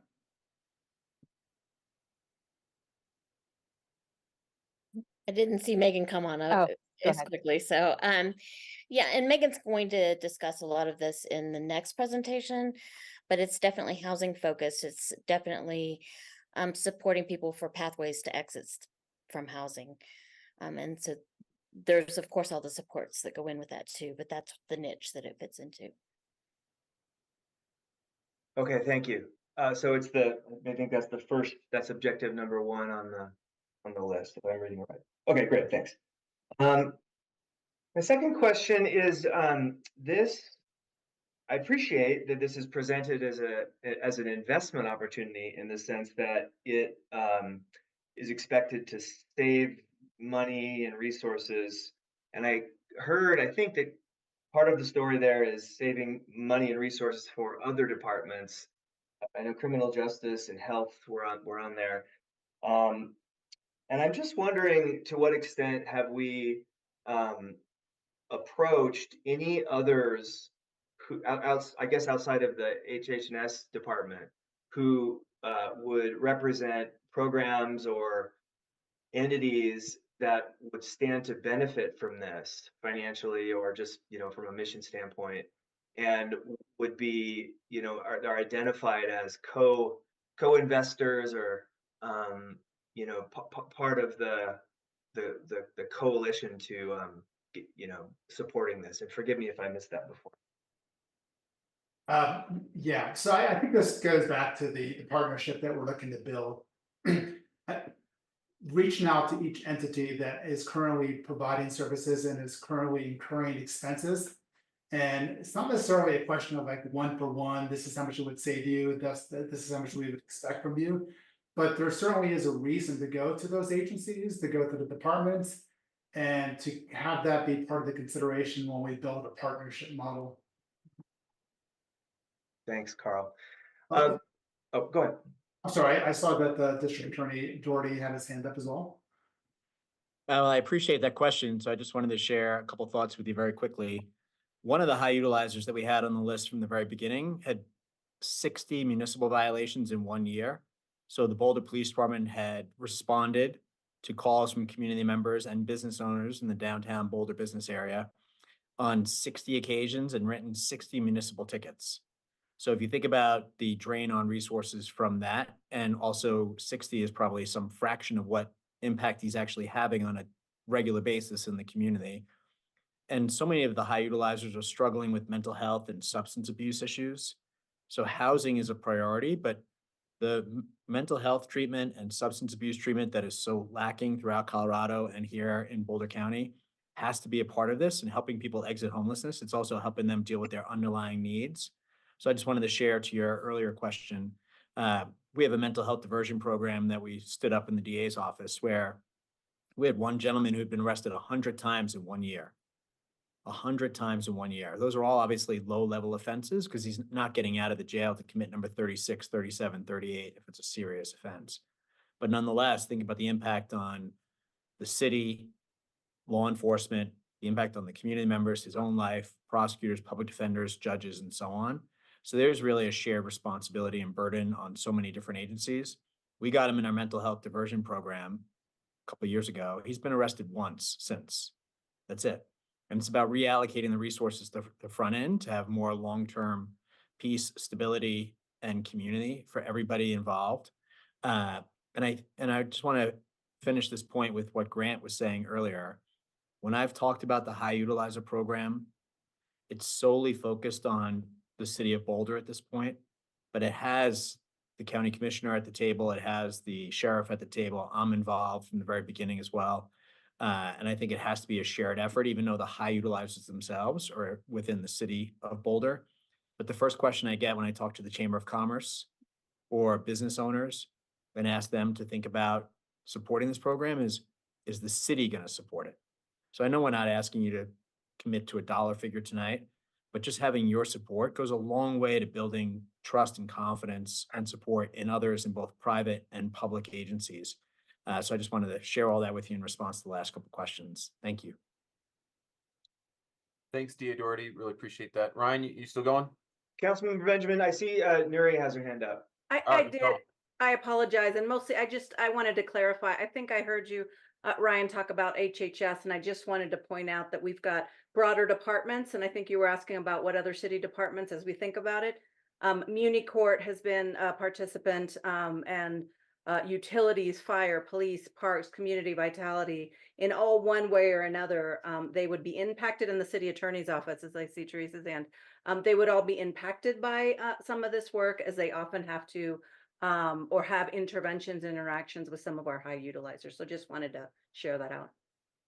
Thanks, Nuria. Okay, great. So I just to summarize, I heard a list of quite a few department and entity leaders to approach as investors for this: county courts, police, municipal court, other criminal justice system. So, okay, thank you for that. Councilman Benjamin, From our perspective, we would be looking at that as city dollars, and we would look at all the departments. So we try not to siphon out. These are city monies, not department monies. I'm just only saying that out loud because I keep saying that to department heads. thank you for that. I will say that in the context of what we have to put to figure out is budgets within this budget we're looking at. So I guess I'm looking at this budget and decisions that we're going to have to make. So, but I thank you for that. Councilmember Benjamin, I had a few comments, but I'd be very happy to defer to my senior colleagues who spent more time with this and do comments at the end if you're happy with that. Yeah, I mean, I think people are peppering in their comments as they ask their questions so that we can kind of sum up. Okay. I have some, but I see Mark and Taisha are looking at a second bite of the apple, which is fine. But yeah, I'll put my hand down. Go I'll ahead. put my hand down and listen. Okay, all right. Appreciate you deferring to Mark. Mark, let me fire off my initial comments, and then we'll go back to Mark and Taisha. These are really helpful context things, but I think there's kind of an elephant in the room. Is where's the county on this? And I think that's something that we've been struggling with as a city, and I think we just need to give it oxygen. That we have good partnerships in a lot of areas with the county, and this is one we're struggling with. And I think we just have to kind of own that that's the case, own why we're struggling from our own purposes as a city. We're not perfect partners, but also recognizing that the county is not meeting those needs acutely as we need them. And so, given the nature of this, what have we heard from the county in terms of their interest in this? Because last thing you want to do is play a game of musical chairs and be the last one. And I want to make sure that when we do this, that we're hearing that there's interest from the county to do this as well. Obviously, someone's got to move first, but I'm just curious, for those of you that are in that room on this team, what are you hearing from the county with regards to their interest and perhaps timing and desire to fund this at the weight and magnitude that's required? Judge Khan, I see your hand up, and then Nuria. Yeah, just in response to that question you just raised, Commissioner Levy is at the table. She joined us for the last couple of sessions. She's listening and participating. It's a new entry point for her, but we do have a commissioner at the table now and engaging, and she's in support of what we're generally doing. We're at the same stage, I think, with the county as we are with the city, is that we're educating folks, telling them what the opportunities are, and then trying to get, and I agree with you, a collaborative effort with the county, because it's going to take a collaborative effort. But I think that's why I was raising the issue earlier, is as you plan for retreats, perhaps if you can engage county commissioners to participate in some way with you to have this overarching decision or conversation, I think that's a next step from your perspective and from ours as well. Thanks, Your Honor. I see DA Doherty. Go for it. Thank you. I would just add to what Judge Khan said and say the county's been a willing and engaged partner thus far. I think part of it has been we've only focused on a city of Boulder population. We have not looked at other municipalities, in part because the crisis and the community safety implications have not been as severe in other parts of Boulder County. But certainly this is more than just a citywide effort, in my opinion. So I think if you as a city council tonight said, yes, please put more energy into this, more time into it, and keep pushing forward, and we're generally supportive, we would then be in a position to go to the county and also our private partners and talk more about actual details and what the funding would look like. So I think part of it, to your point, Councilmember Benjamin, is just someone saying first, like, yes, we're willing to continue investing in this effort, even if we're not talking about a specific dollar amount. But we started with the city of Boulder because of the serious issues within the city. And I think it can be and should be expanded to other jurisdictions. But just moving forward, the county has been a willing partner up to this point. I appreciate that context, and I mean, I'll just start out by saying, like, I really support this program. I think it's the direction we need to go, and we've been trying to crack this nut. And I think there's a plan to at least make a serious attempt to do so and get folks the support that they most desperately need and relief in our community as a whole. So I really appreciate those efforts. I just hope that there's an opportunity to quickly schedule the same type of conversation that the team is having with city council, with our county counterparts. I'd hate for this to be left unattended for 6-9 months or so, because of the urgency here. It is also an election cycle, so we have those pressures and interesting dynamics that could work to our benefit. But I think that would be key, and I'm all for seed money. I think, going back to Grant's perspective, I do a lot of philanthropic and fundraising work, and so having that seed is key. And I don't mind if the city is a part of creating that seed from which we can generate other funds.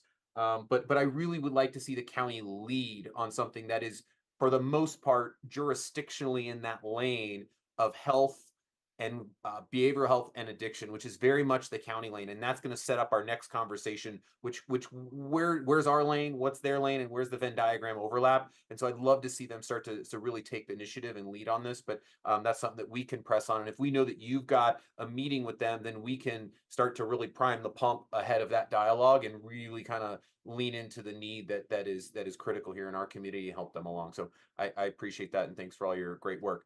All right, we're going to go back to Mark, then Taisha. Yeah, just 2 comments. I am very supportive of Council Member Benjamin's comments with respect to the county. I do think it's time for them to stand up and work closely with us and make the commitments that we need to get this off the ground. And now that I have a clearer understanding of what the financial expectations might be of the city of Boulder, I remain very, very supportive of the concept, with one caveat. I do not want to see this funded at the cost of stripping our current effective programs of funding in order to make this happen. We do have a number of other programs. Some of them are very, very good. And there are other subclasses of the unhoused community that we need to address, not simply the high utilizers, and I want us to continue to address that. So if we are going to put money towards this, my only reservation is I don't want it to be coming out of the budgets of other programs in this space that are successful and are working. I don't know how you're going to find those funds, but that's the only basis on which I would have any opposition to this program at all. Otherwise, I think it's a great experiment. I applaud everybody for the hard work they've put into it, and I'd like to move forward as expeditiously as we can. The need is there, the problem is there, and the community is looking for some relief. Thank you. Thanks, Mark. And we'll go to Taisha, and then I'll maybe close up and sort of sum what I've heard here for staff and our partners throughout the community. Go for it, Taisha. Thank you so much. Echoing a lot, supporting a lot of the comments, both yours, Matt, as well as Mark's latest comment. Also wanted to circle back to Tara's comment around that continuum of care. And so just in general, it would be helpful to see more of a portfolio model in our work as opposed to isolated strategies, right? So that we can really see that continuum of care, and also to be able to Lauren's hotline comment, to be able to assess across programs very easily. What are the costs? What are the impacts? Who's exiting? Who's not? That would be incredibly useful in order for me, myself, to be able to not only just be supportive, but to vote yes for something like this. Having that qualitative and quantitative data organized in a way that we can make data-driven decisions with would be incredibly helpful. I also just wanted to clarify something that I heard somebody say about what are we trying to accomplish?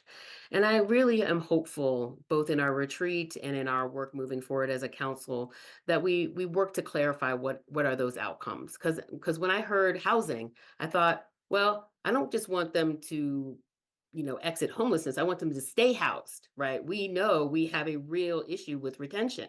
So if I only focus on getting you in, knowing this significant retention issues, and I'm just talking, and that's not even talking about people with the added component of drug or mental issues and challenges that they're facing, many of whom in this category do have, as the evidence provides.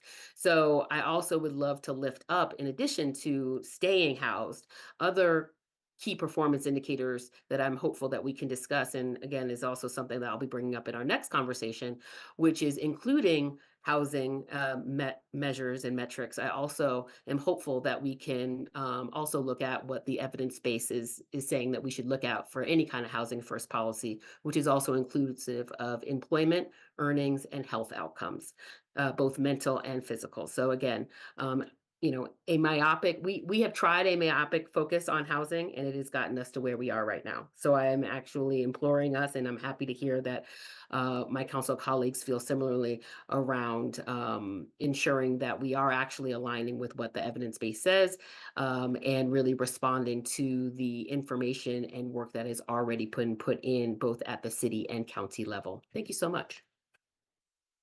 Thank you, Taisha. So as we close off this bit on our high system utilizers, I first just want to thank DA Doherty, Grant Besser, certainly Chief Redfern, and all of our partners, both here on our staff in the city and those at our county, for doing this work. And thank you, Carl, for doing sort of our city lead on this effort. It's a monumental lift to bring all of these different groups who have different stress points on this issue to actually coalesce around a common plan that seems to work for all parties involved. That is not a common thing we see, especially in government, if we look to dysfunction at other levels around. So I want to really just congratulate coalescing on a plan that seems to work for everybody. That's a tremendous job. And thank you for putting the common interest ahead of maybe one's department or one's entity. That means a lot to us, and it certainly means a lot to community. We saw that in the community survey. We saw an overwhelming majority of people say that they want this type of support and help, and they want to see those that are hurting in our community get that extra support they need to help themselves, but also help our community. So this is all checking a lot of the great boxes. And so what I've heard is virtually ubiquitous support for moving forward with this. And so I hope that gives you all on the team clear direction to continue to do that great work and continue to work with our partners, certainly at the county and Boulder Community Health and certainly our other nonprofits. So that was pretty clear. And also as we move forward, better identifying these outcomes so that we feel better about how we measure success when we move forward with this. And certainly, as we talked about where the county is here, they're the other big partner. And it seems clear that we know that based on Grant's discussion, that Boulder Community Health is clearly going to be an engaged partner here, and we love to hear that. We just want to make sure that other part of the Venn diagram, the county, is coming in with equal commitment and passion and desire to see this come to fruition. And so that's something we can work on, and do let us know how we can make that happen. So I hope that gives our staff, but also the greater high system utilizer team, the answers, but also the context that they need to go forth and continue to make progress on here and continue the great work they're doing. So again, credit to everybody, and thanks a lot for taking the time in your busy schedules to join us tonight.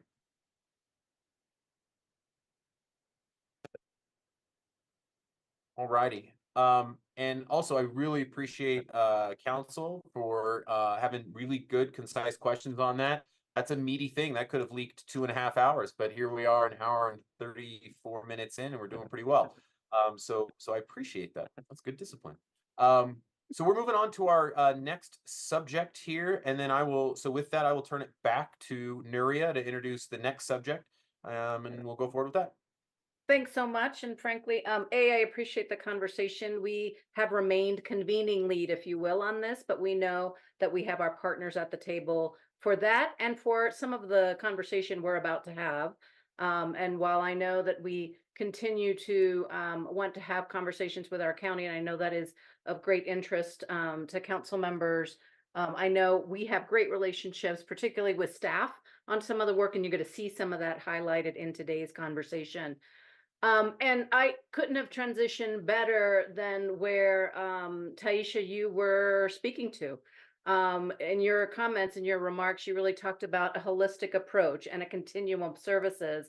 And while we started out of order a little bit to talk about this because of our guests, I hope that the next presentation will show you a little bit of the overarching umbrella of some of the services that we're bringing. That includes things like housing, but also mental health supports, addiction supports, peer supports, because simply placing, as we heard from staff, as we heard from that regional housing symposium, if we do not set up conditions that help support those who find housing, then we will often see a lack of success in that. And so peer support is an important model of that as well. So you're going to get a lot of information. And again, we know that there are a lot of questions out there and more conversation to have on this. But with that, I will send it over to Kurt to get us started on what really is a more holistic, comprehensive view of our overall homelessness strategies. Kurt? Thank you. So I'm Kurt Fernhaber, and I support the Department of Housing and Human Services. It was great to witness and for you to see what our work looks like on almost a daily basis around collaboration. And that same collaboration that you saw in this first session occurs around our other areas of homelessness as well. So tonight there's going to be a focus on the homeless strategy, which was defined by council in 2017. And at that time, we were sort of starting with somewhat of a clean slate. Over that time, we have built, through our partners, of course, many programs, maybe many new initiatives, really working towards the implementation of that strategy. It's taken us 5 years to get to a program that is matured to the way it is now. When we started off in 2017, we were spending a couple $100,000 on homelessness. Now we're spending upwards of 10 and 12 million per year. And a big part of that is funding that we've also been able to raise from other sources outside of the city's general fund. I'd also mentioned that this strategy that's been guiding our work since 2017 has also been integrated into in the same path that the city of Longmont, as well as Boulder County, and that Boulder County Solutions for Homelessness really came out of that work and collaborated with that work in 2017. So part of what we'll be showing tonight is the growth of that strategy and where we are today. An enormous number of new programs have been started with new money over the last couple of years. And often when we are in these conversations, we talk at a high level, but the stories are actually about, and the effort is really about assisting individuals in our community. And I think we want to start with a very short video of a new program that started about a year ago, which I think has been incredibly impactful. It's our peer support program, and it's really leaning into those with lived experience to work with individuals and assisting them, their peers and their partners through the transition into housing. So I believe that's coming up next. I'll hand it over to Megan Newton. I'm not sure if the slides come up next. Megan's going to be doing the presentation after this short clip. So Emily, that may be your cue on the video.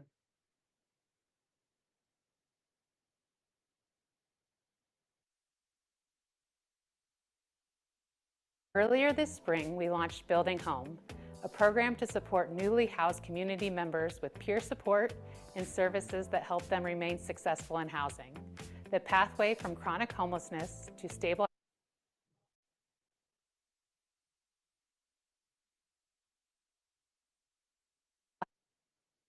housing has many barriers, including feelings of isolation and loneliness, a lack of community, and complicated lease requirements. Services that help them remain successful in housing.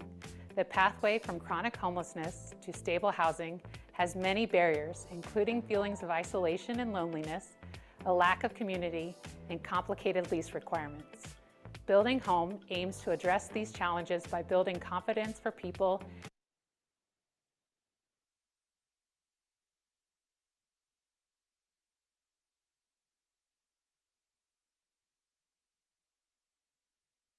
We may be having buffering issues. By building confidence for people and fostering a supportive environment where we are bringing services to them. There are two components.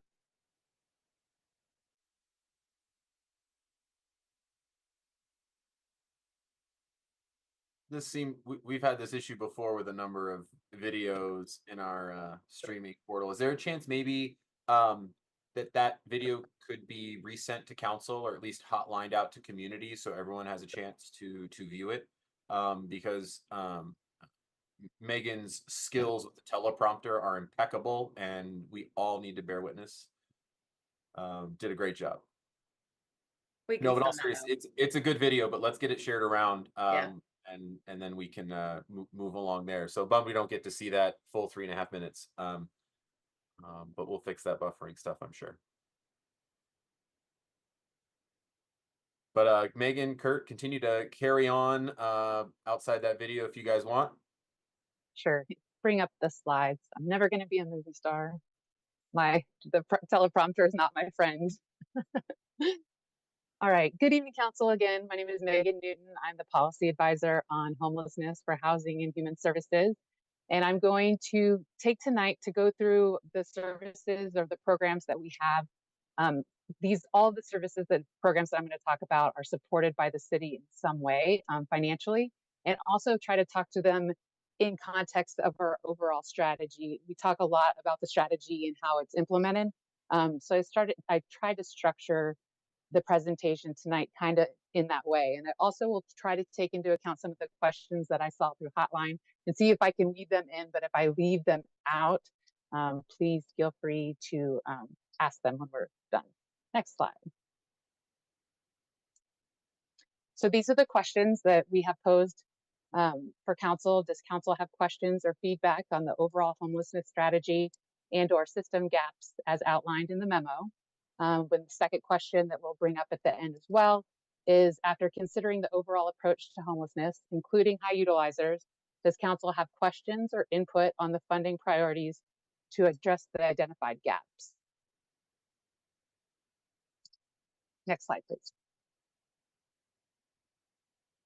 All right, so this slide you all have seen before, but I want to talk to the programs in context of our strategy. So our strategy does cover a whole continuum of services, starting with prevention and then going to basic services, housing, and then public information and data are kind of more of our coordinated efforts. And so I'll speak to those as well at the end. There was a question about things that have, and I'll work it through the presentation, but things that have changed during COVID. And I think the thing I would point out on this slide, as far as the strategy goes, is there has been a heavier focus on prevention. There was a lot of money in ARPA dollars that were focused on prevention and keeping people housed. So just in context of the overall, I'll point out other places as I go through the slides, but as the overall strategy from both the federal government, the state government, and some local dollars have been put into the prevention piece of the strategy. Next slide, please. So I wanted to start by giving a little, like setting the stage as far as the homelessness nationwide, regionally, locally. Oftentimes we measure that with the point in time count. But I also wanted to point out that there are some very large limitations to using just that number, that 1 point in time count number, or in our case, 2 point in time count numbers, to make too many decisions. Some of the benefits of the point in time count is that it's required by HUD to be done in every community across the country. So everyone at the end of January is doing a count. Part of the count is survey information. And so this is our opportunity. We're very sensitive not to go out and ask folks questions over and over again. So this is the opportunity to kind of learn more about the people who are experiencing homelessness. I'll point out that in the count, we count folks that are sheltered, folks that are unsheltered, and folks that are in transitional housing. So that includes single adults, families, and youth. And so we often use the number as a basic trend analysis. We added the summer count at council's request just for the first time last year to kind of start trying to track that trend analysis from winter to summer as well. But some of the limitations of point in time count are the methodology. Different communities do it in different ways, and same communities do it differently over time. So it's really hard sometimes to do apples to apples. The count also takes place strategically at the end of January because the thought is that folks will be utilizing shelter services, and it's easier to count folks in shelters than to find them unsheltered. But the other piece is when you get seasons or winters where it's very, very cold, folks tend to find options just for that period of time. Maybe they can stay with a friend for a night, or maybe they pool their money to get a hotel room. And so that makes it difficult depending on the weather. That we just did a count, the January count a few weeks ago, and it was relatively nice. So we'll see if those numbers have some impact, or the weather has some impact on those numbers. And then also the visibility of specific groups. It's very hard to determine folks who are living in their car, to count folks who are living in their car, as well as predominantly youth typically find places to be and aren't as visible as other groups. And so there is some families as well will find places to be and aren't as visible as other groups. So just things to take into consideration as we look at the picture as a whole and the numbers we use to determine success, and knowing that I'm sure you guys have seen that the homelessness number overall in the nation has gone up 12% with a very steep rise regionally and some rise locally as well. Another thing that I'll point out as far as the limitations is in those numbers specifically, this happened in last year's January count, is in Denver and in New York and Chicago. Folks that were seeking asylum were counted in the number, and so that has a as impact on the numbers going up. And then what was interesting is Louisiana actually had a significant decline, and when asked if they had any thoughts on that, it was the year prior, folks had been staying in transitional housing specifically for hurricane impacts. And then the next year they had gotten those people out of transitional housing into their own housing. And so their number had significantly decreased. So it's just important to kind of look at these numbers in context. Next slide, please. So these are the numbers on both. We've looked at the last 6 years because those are the numbers that we have in all three places, both nationally at the metro level and Boulder County. And so you see the gap is 2021. In 2021, that was during COVID, and we did an unofficial shelter count, but there was no unsheltered count that year. So that's where you see the gap. but you see the growth both on the national level and the significant increase between 2022 and 2023 that's also mirrored in Metro Denver as well as Boulder County. The numbers that I'm showing you here for Boulder County had a steep, we had a decrease, you'll see, in 2022 that we don't know if that was an error in data. Then the number popped back up in 2023. So I don't know if we're hoping to see this year where that trend goes to determine what the number might be closer to. Next slide, please. So as I just said, we did add, and you guys have seen this slide before, but we did add a summer point in time count with the thought being that anecdotally, we often get asked, wow, it's July, there feels like there are a lot of people. But it's hard, you know, when you go year to year, you're like, yeah, a lot of people, but is that a lot of people compared to January or a lot of people compared to last July? So we've added the city of Boulder point in time count. It's done countywide, but it's not done across the country. So this one is a local count that we've added, and we just started doing this past year and intend to continue on. But you can see the bar chart on the left that the numbers from winter to summer were almost identical, just with the reverse of course, in the winter, more people are sheltered, and in the summer, more people are unsheltered. But those are the numbers. Then again, hard to draw on one year summer point in time count, but hopefully as we move forward, ongoing summers, we'll be able to identify trends through this. Next slide, please. A lot of communities solely rely on their point in time numbers. We do have the added benefit of the collaboration at a county level with HSBC to have numbers through coordinated entry, which are a little bit more accurate to see trends on an ongoing basis. And so this number shows inflows into the system as well as outflows from the system. Just to kind of keep with my trend in comparing, the inflow is up 18% from 2022. Our number of folks that we're housing is by number is up as well, but by percentage is down 1%. So 30% in 2023 or 2022 and 29% in 2023. But keeping in mind that the number of folks that we've been able to exit from the system has been going up, just not as quickly as the folks entering the system has been going up. Next slide, please. All right, so now I'll kind of work my way around the homeless strategic goals gear or puzzle piece here. And we'll start, I kind of debated on what order I go, but I decided to start with access to basic services.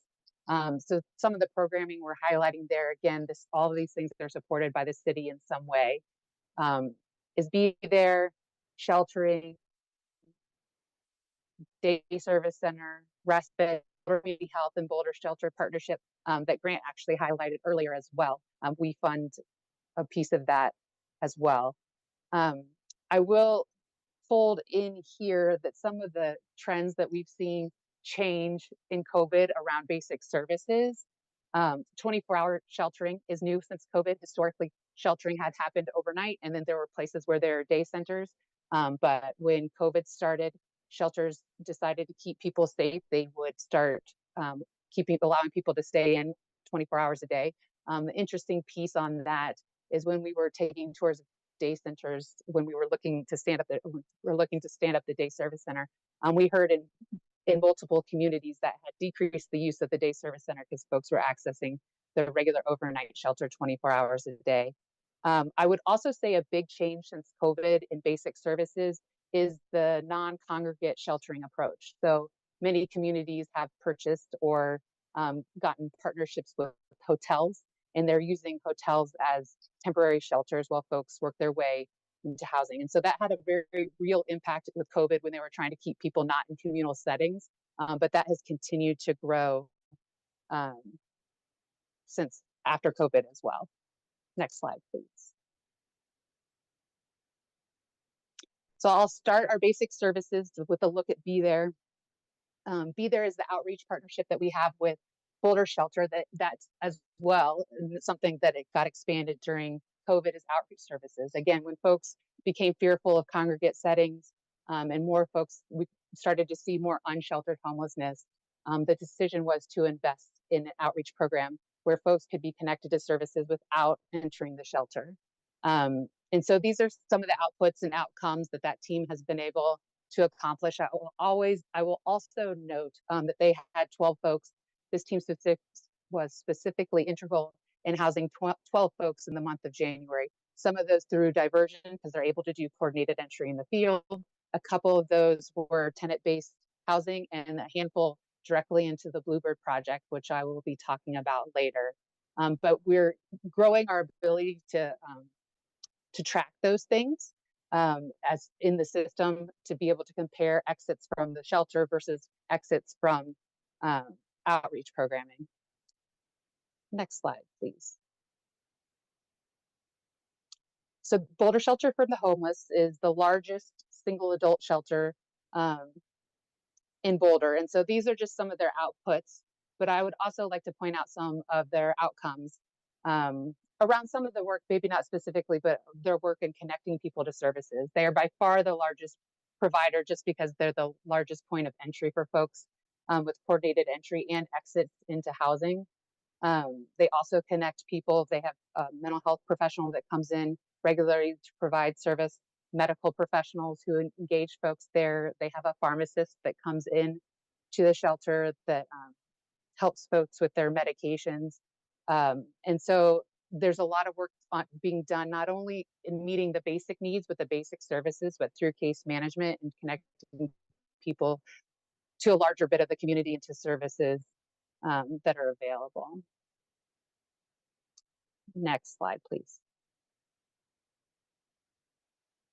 We do have our shelter that serve specific populations that I've talked about in my previous presentations, but Haven Ridge, which was formerly Mother House and the Lodge, is a shelter that serves women, trans, and non-binary. They recently moved into a larger location to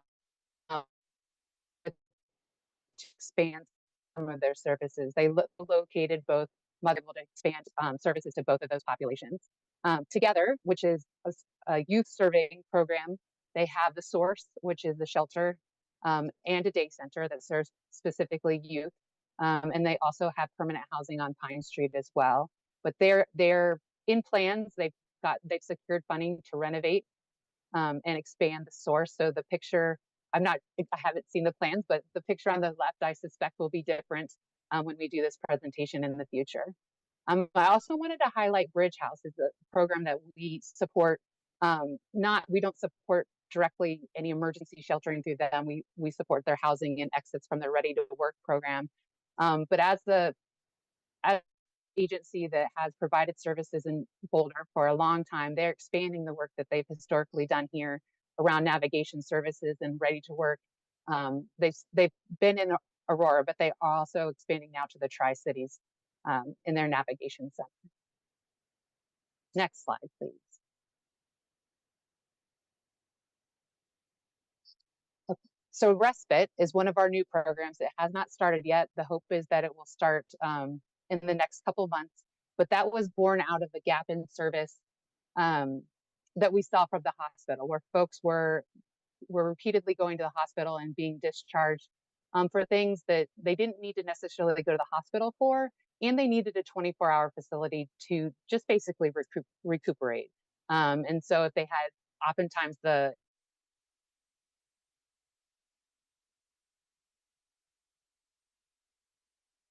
Megan, tank I'm that sorry, often needs to you're be plugged freezing. in. So the Respite Center, is meant to meet those goals and provide 24-hour sheltering as well as additional support services to coordinate services in the community. I was having a conversation with BCH about this program, and it was interesting to see that we do have gaps in the system, but in this conversation, she was saying that we do have a lot of services to serve this population. They're just challenging to navigate sometimes. And so when you're going to an emergency shelter and then you're going somewhere else and then it's really hard for those services to access you, even if they're available. So through this programming, we're hopeful that it'll improve that situation and give people a stable place to be while they're recuperating. Sorry. Next slide, please.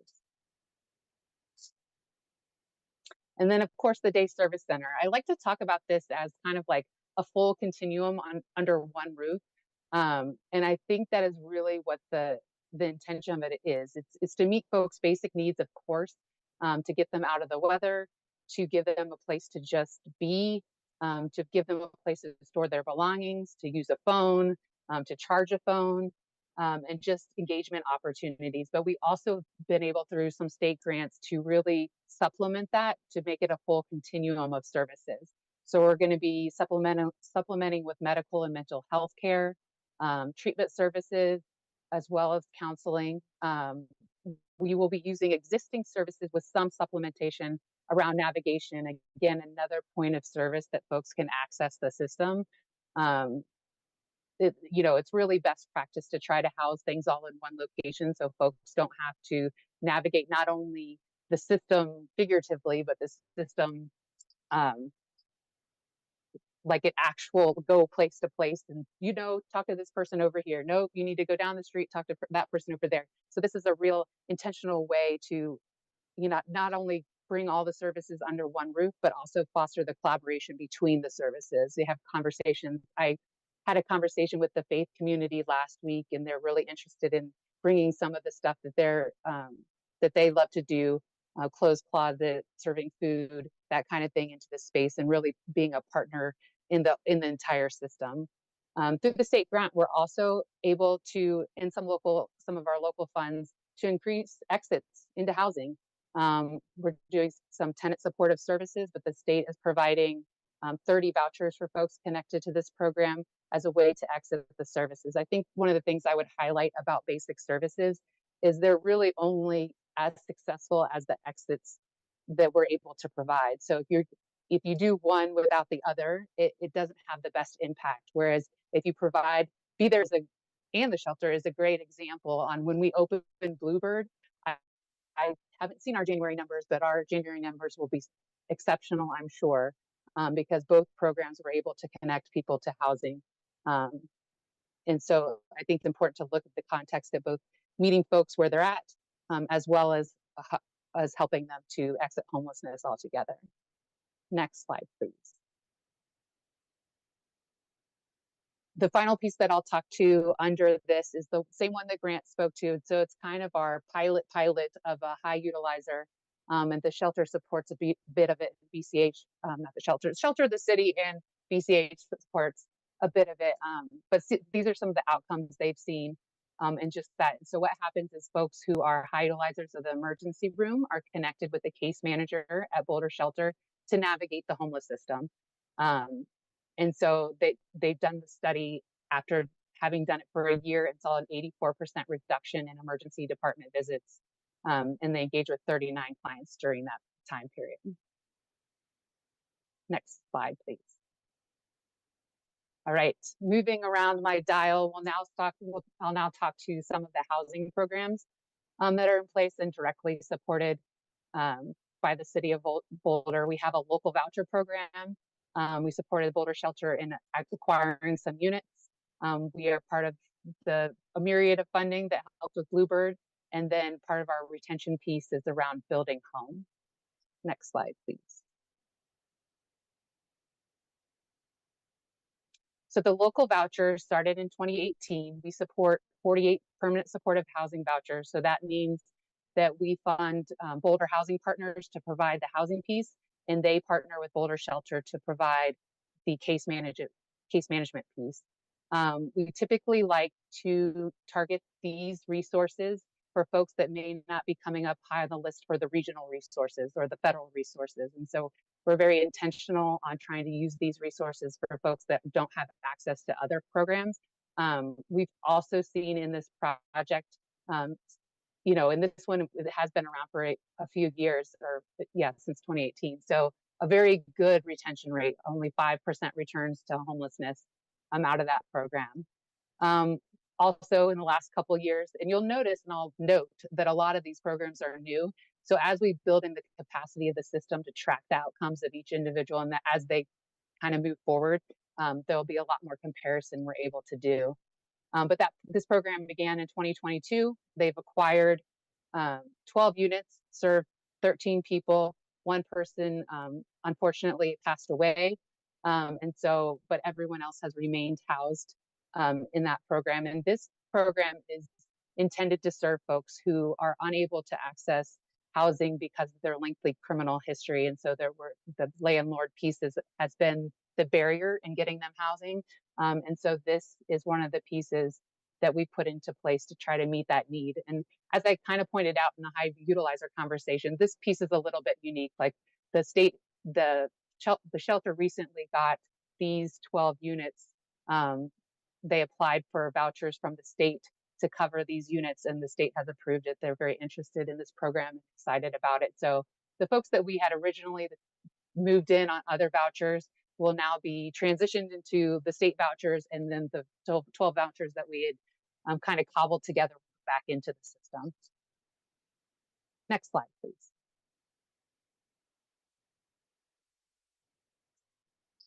So this is a picture of Bluebird, as I'm sure you've heard me multiple times talk about this just a few weeks ago. Permanent supportive housing, dedicated permanent supportive housing in the city of Boulder. There's this project in Lee Hill. They're also developing a project similar to Bluebird in Longmont that will have 55 units of permanent supportive housing. That it's supposed to open at the end of this year. And Boulder Housing Partners also add is developing Hilltop down in South Boulder that will have some vouchers for folks or some permanent supportive housing units tied into those as well.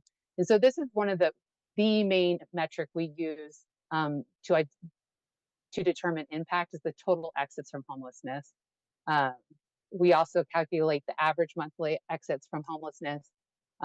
We also calculate retention rates, primarily in the programs that we fund. Overall, HSBC does some additional data collecting around retention rates, and that typically varies from program to program, not just permanent supportive housing versus rapid rehousing versus a different transitional housing intervention, but really program to program, quite literally. And oftentimes that is also highly impacted by the clients they serve, right?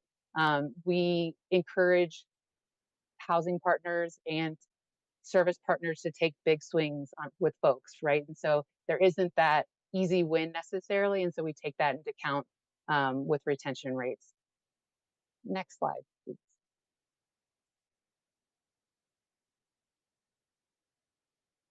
So Building Home is our locally ARPA-funded program that we implemented just to meet the needs of retention rates. Again, that was identified as a gap in the system, is that permanent supportive housing is by far the most effective tool in a toolbox to exit folks from homelessness.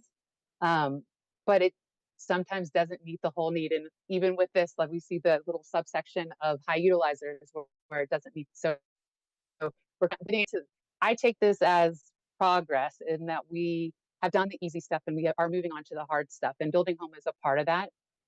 It is a two-pronged program that works closely together, supported by two organizations. One is Focus Reentry and the other is Boulder Shelter for the Homeless. The peer support comes from Focus Reentry, and I will also add Peers is another piece of changes since COVID. Peers existed in programs surely before COVID, but they have expanded into almost every facet since COVID, implementing into homelessness, into substance use recovery, into behavioral health recovery.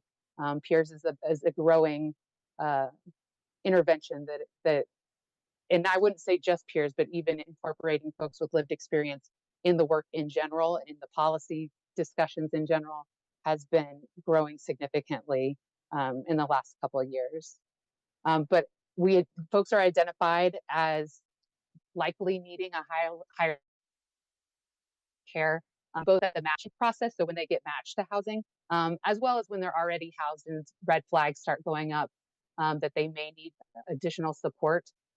This is where Building Home comes into play. And so they partner they pair the client with a peer, as well as what is a housing retention team, which includes clinical services, in an effort to maintain the housing of folks who may have greater challenges than others in permanent supportive housing.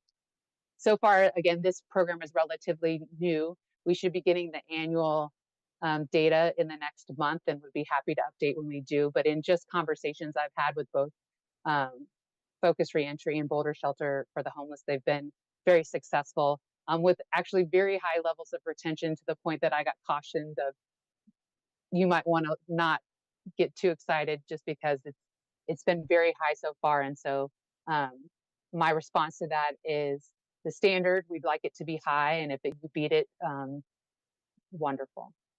Next slide, please.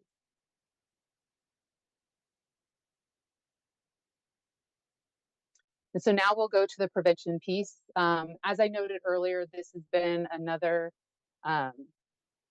intervention that has grown significantly since COVID. Is, I think the conversation has been asked and had. It is much more affordable to prevent folks from becoming homeless than once they're there. It's really hard and expensive for folks to get out.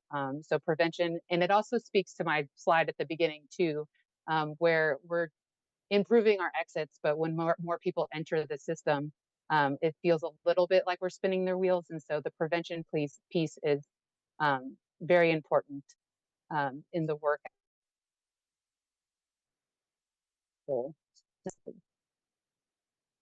I'm going to speak to both EPRIS and some of the family homelessness, because that's the two city supported prevention programs. Next slide.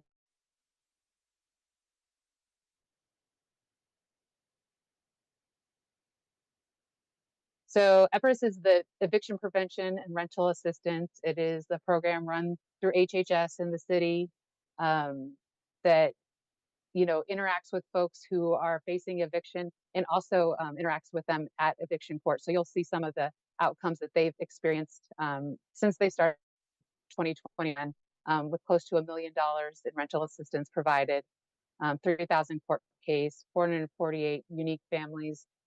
We were in a meeting just yesterday where the program manager of this program said assistance from 2022 to 2023 had increased by 50%. So it was a significant increase in. Megan, can you turn your video off? Oh, sorry. Oh, am I glitching? Yeah. Sorry. Better? Can you hear me? We can. We'll see how it goes. Okay. Yeah, just stop me. I'm sorry. Next slide, please.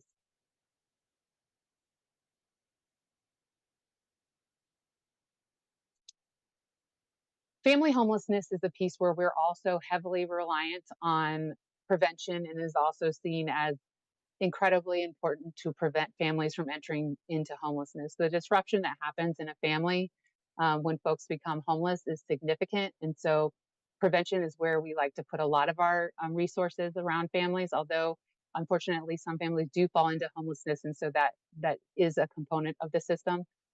Prevention is very important in the family homelessness sector. These are some data points that were shared at the Affordable Housing Conference last week. And so some of you may have already seen these, but some of the stats that are happening around Boulder County as it relates to families are significant and jarring when you look at them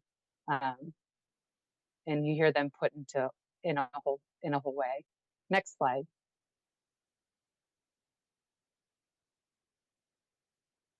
This was also presented at that conference, and I think it is very, very interesting, and can lead to the further conversation. In the groups in our center, and Sister Carmen made a point today that their resources, spiked during COVID, and you see the amount spent to help families in 2022. Those resources have started to decline since the end of COVID, but the need definitely hasn't. They're serving far more families now with less resources. And so I do think it points to a growing need around family homelessness and the investment in prevention dollars. Next slide, please. And so these last two pieces around data and public information is kind of where we come into play around the coordination of the system and our partnership in HSBC. and the access to public information. We tried to work together to share the data on, we have our local dashboard as the city that shows a lot of stats. And the county is coming online with their own dashboard around public information and data. And we also use the, you know, the strategic group as a whole to really analyze analyze best practices, and to try to push some of that programming forward. That's how Building Home was born. That's how some of the local vouchers are born, that those kind of programs that we work together on. Next slide, please.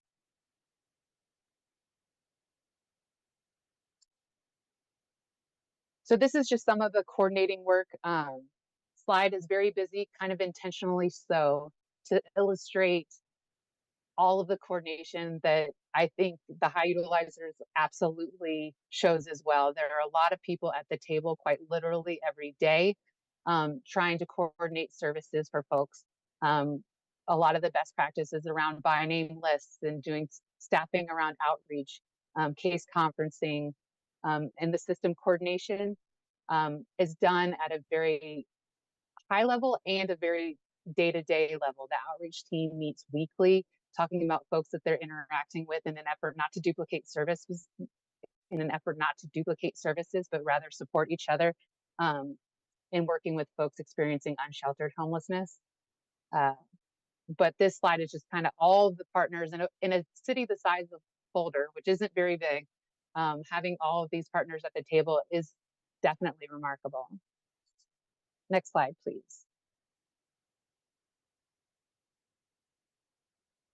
And so we've also trying to use a slide to kind of draw buckets, but maybe at least start the conversation in the buckets, and that where programs and specific interventions receive funding either at the state or federal level, at the city of Boulder level, or at the Boulder County level. And oftentimes these funds are leveraged one for the other. Like the state, the day center is a perfect example. State says, we'll give you housing vouchers if you put money into this piece of it. Similar things happen at the federal level. There's always a matching component to those funds. So this kind of puts the services that I'm talking about into categories, and it kind of shows you where folks are invested. But I think the conversation likely will lead on how much each is invested in each. But this just kind of gives a jumping off point on where folks are investing in a different programs or different interventions, I guess, with not specific programs. Next slide, please. And so this shows our Housing and Human Services plan expenditures and investments for 2024, and it covers all of those buckets where we're currently investing money. I will highlight that the day service center and respite are state money that we applied for and are using for those programs and are as part of our budget. But this kind of gives a breakdown on where currently our funding is being spent within the buckets that we've been talking about tonight. And so some of the things that I've already talked through, or all the things I've already talked through with these different programs, with a total of just over $9 million. Next slide, please.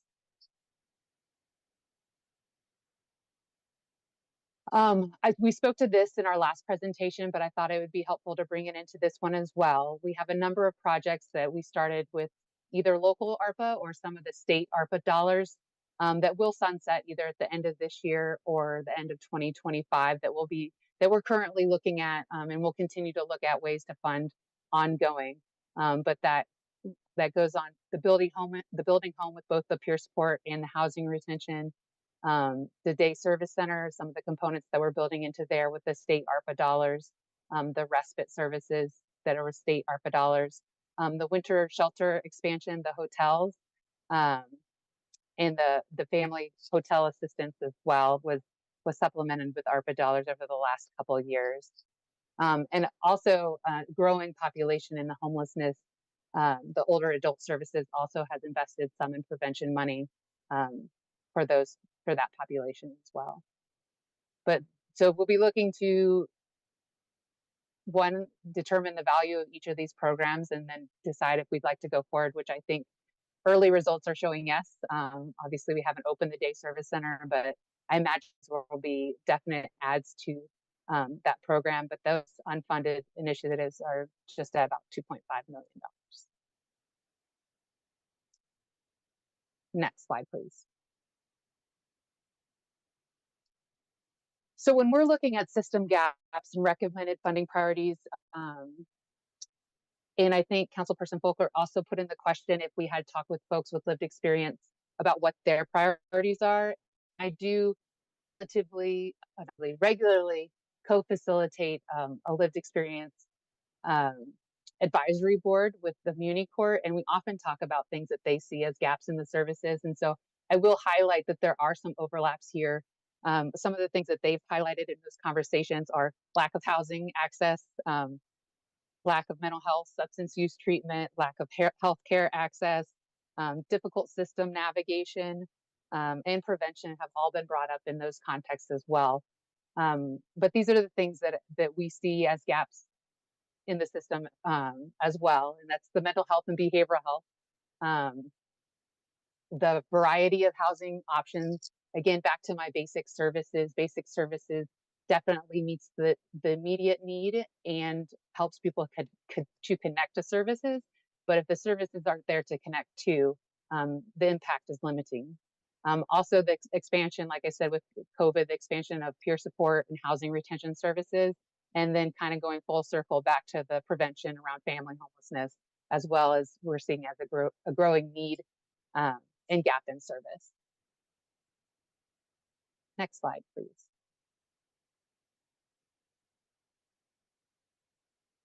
So we are back around the dial to the 2 questions. And thank you for your time.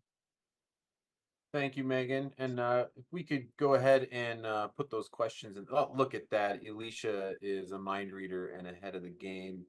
Pardon me while my kids are going to.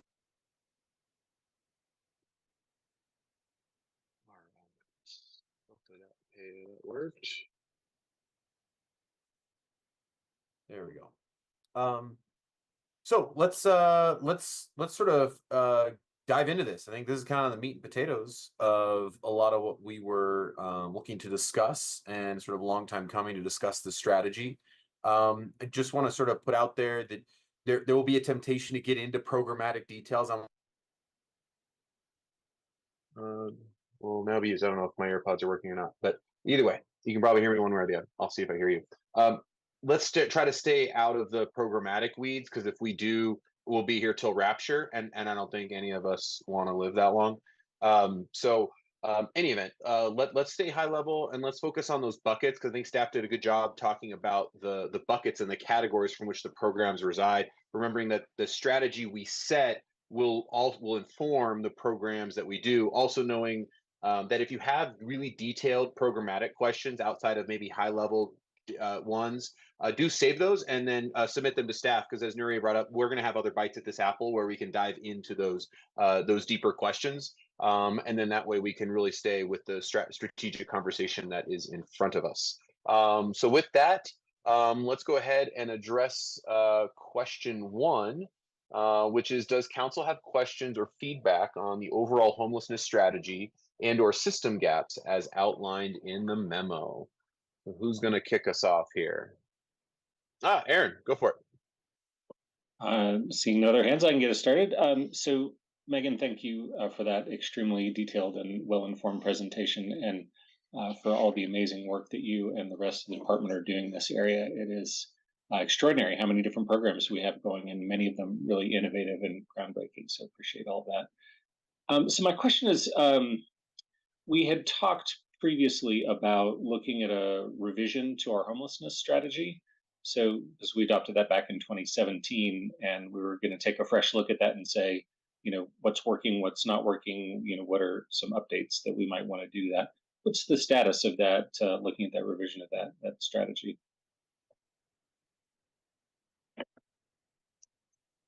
So Megan, I can respond if you'd like, and you can add in. So the Homeless Solutions for Boulder County is contracting a consultant to do an overview of the program. We decided to do it at a higher level than the city, particularly since the work is so coordinated particularly between ourselves and Longmont through HSBC. I understand that assessment will be done probably the end of this summer or beginning of fall, and that will inform the gaps or identify things that are working or areas that need to be strengthened, and is really a good kickoff for assessing our strategy. We haven't actually identified a process at this point, and I think we would look to council to get input on that, on how that strategy would be updated once we get closer to that assessment being completed. Great. Well, that'll be very helpful. So please do keep us posted, and I'm happy to weigh in on anything that might be useful as we get closer. Thanks. That's all I had. Thanks, Aaron. Nicole. Go. You call. You got to say the magic word. Can I colloquy on that? Yes, there it is. Go ahead, Lauren. So in that assessment, I understand that it's mostly HSBC that is doing the assessment. Are we going to specifically get an assessment of programs and services related to Boulder, or is it all going to be sort of with a overarching lens? Absolutely. In fact, I like to say we are HSBC as well. Devon Kissick-Kelly from the municipal court and myself sit on the executive committee of that, and Megan and Vicky work with some of the operational and subgroups of that as well. I would say that, well, what we do know from a data standpoint is about 75% of the individuals experiencing homelessness under sort of the HSBC umbrella flow through Boulder in some way, or through services or sheltering in our city. So the assessment, if you look at it from that lens, will be highly emphasized. The city of Boulder will be highly emphasized in that work, and so it will be an excellent way of looking at the work within the city of Boulder.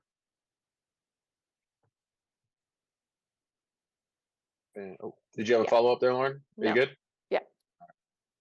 All right, Nicole, then Tina. Thanks, and thanks so much for the presentation, Megan and Kurt. I have a couple of questions and then feedback, because I think feedback was also included here. So for questions, we know there's folks coming to and leaving the community with regularity. And so my question is around how we're coordinating with groups across the Front Range to address this inflow and outflow. I think Megan can tackle that one. Sure. So we participate at multiple levels. We participate in the Metro Denver Homeless Initiative. We're part of that. Counties of Continuum of Care. A lot of our strategic prioritization of resources comes through that. But we also participate in meetings that are with staff from the different communities, and what trends are happening in different communities and what supportive services folks are bringing online or the needs are. And so that work is done at a metro level as well as a regional level. And I know that this county staff also participates in a metro area county commissioners group that also is looking at homelessness as one of their big issues as well, and coordinating those services across the different counties from that level as well.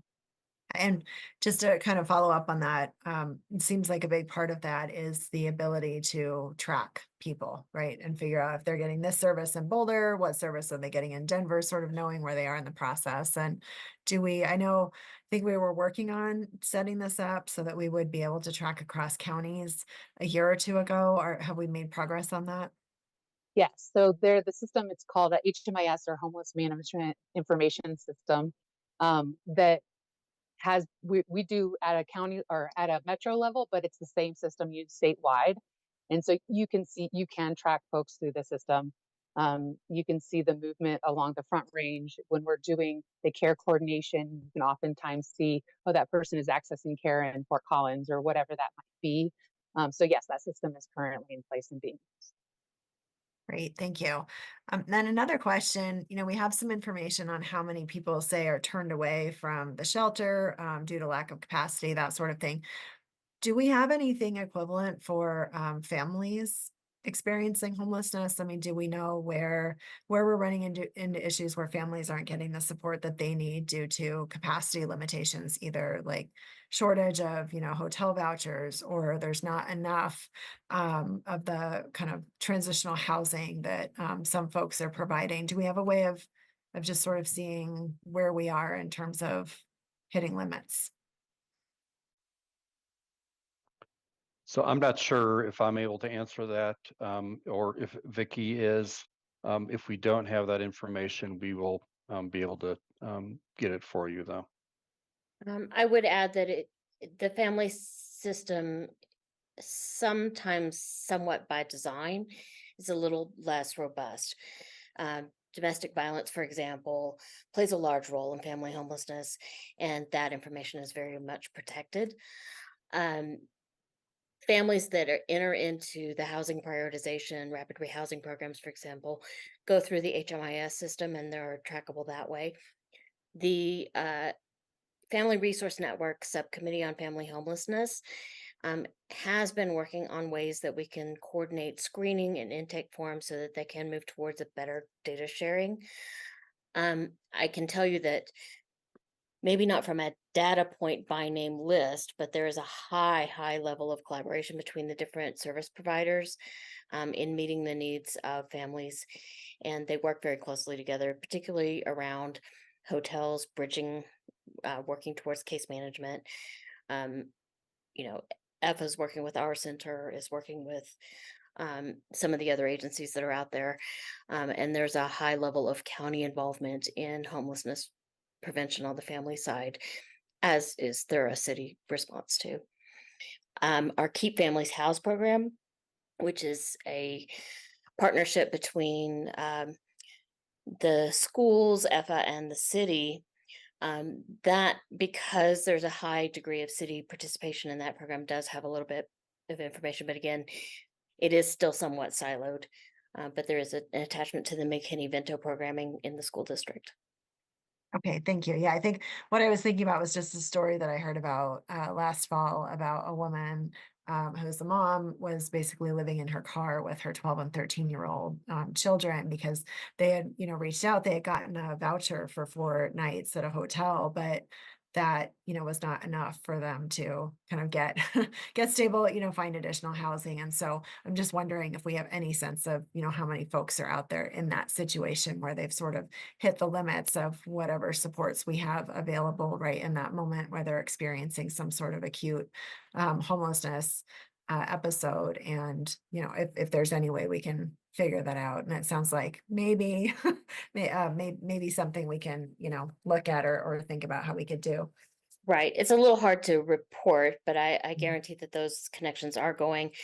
I would also say that our HHS Family Resource Group does another large reach of connecting people to the resources they need.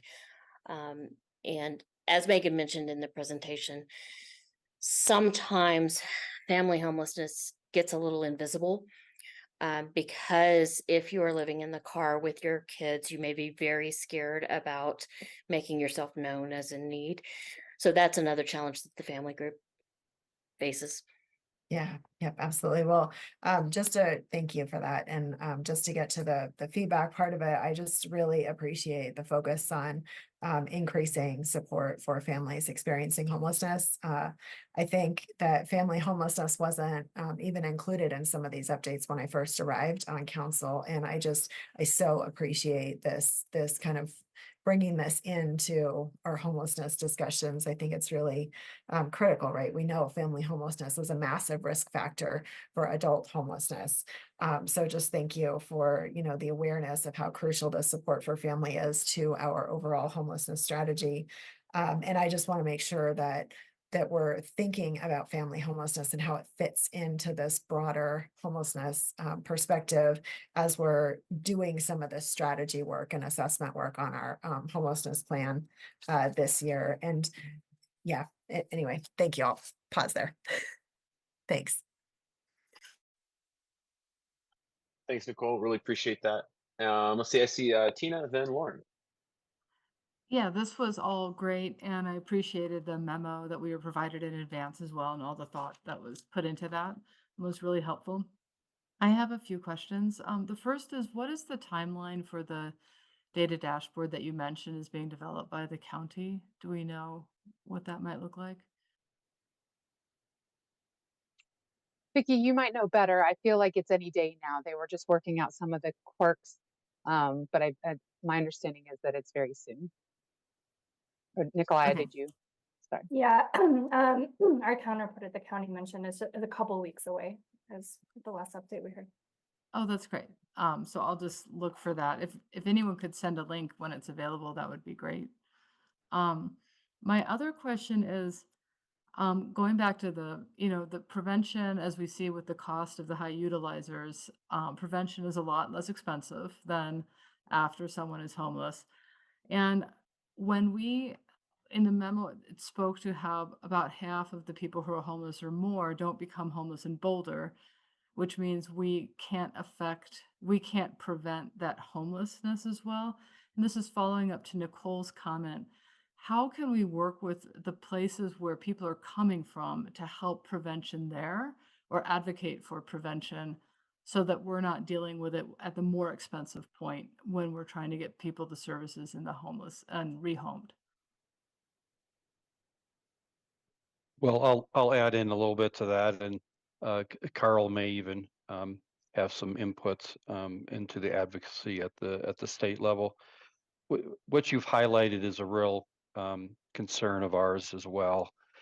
I think Megan may have, it was one of the times when she was maybe frozen during her presentation, but we know the number of students in the BVSD school district, who are experiencing homelessness doubled. Our eviction prevention team, the percentage of individuals that they served, which are often families, from 2022 to 2023 doubled. And then if we look at January this year to January a year ago, that's up 50%.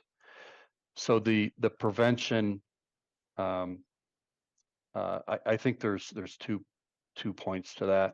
One is we need to keep track of the needs within our own community. And you're correct that it's well more than half are coming from outside, at least the city of Boulder and often Boulder County. But we still have work to do in our local community to prevent homelessness. And we're concerned generally because there's been so much federal dollars that have flown down through the state and to us locally to provide that additional support. And that is gradually going away. And so that's a concern in every community. And it's going to take a much bigger effort than we can make locally. But I'll let Carl talk about that from his perspective as well. Yeah, thank you, Kurt. So next Thursday, council will have an opportunity to approve its revisions to the policy statement. One of the positions that will be including is explicit support for rental assistant and renters' rights, knowing that, of course, preventing people from entering homelessness should be a huge priority.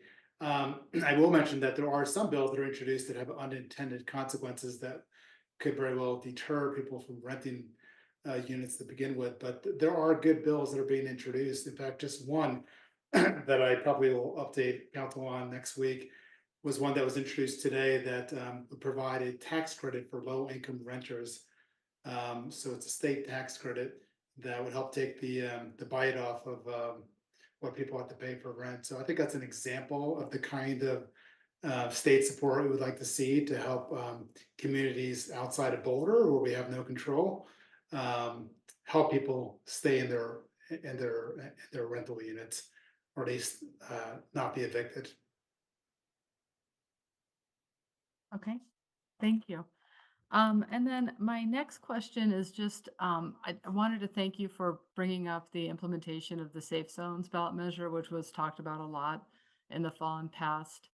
And just wondering what the communication strategy is to the community, just so they know how it's being implemented, even though it's a subtle change, but just so that the community is aware of what happened sort of after that passed. Want me to jump in? I'll say that's been a topic of conversation of late, particularly this week. We have certainly changed the criteria to reflect what the voters have voted on and what we do.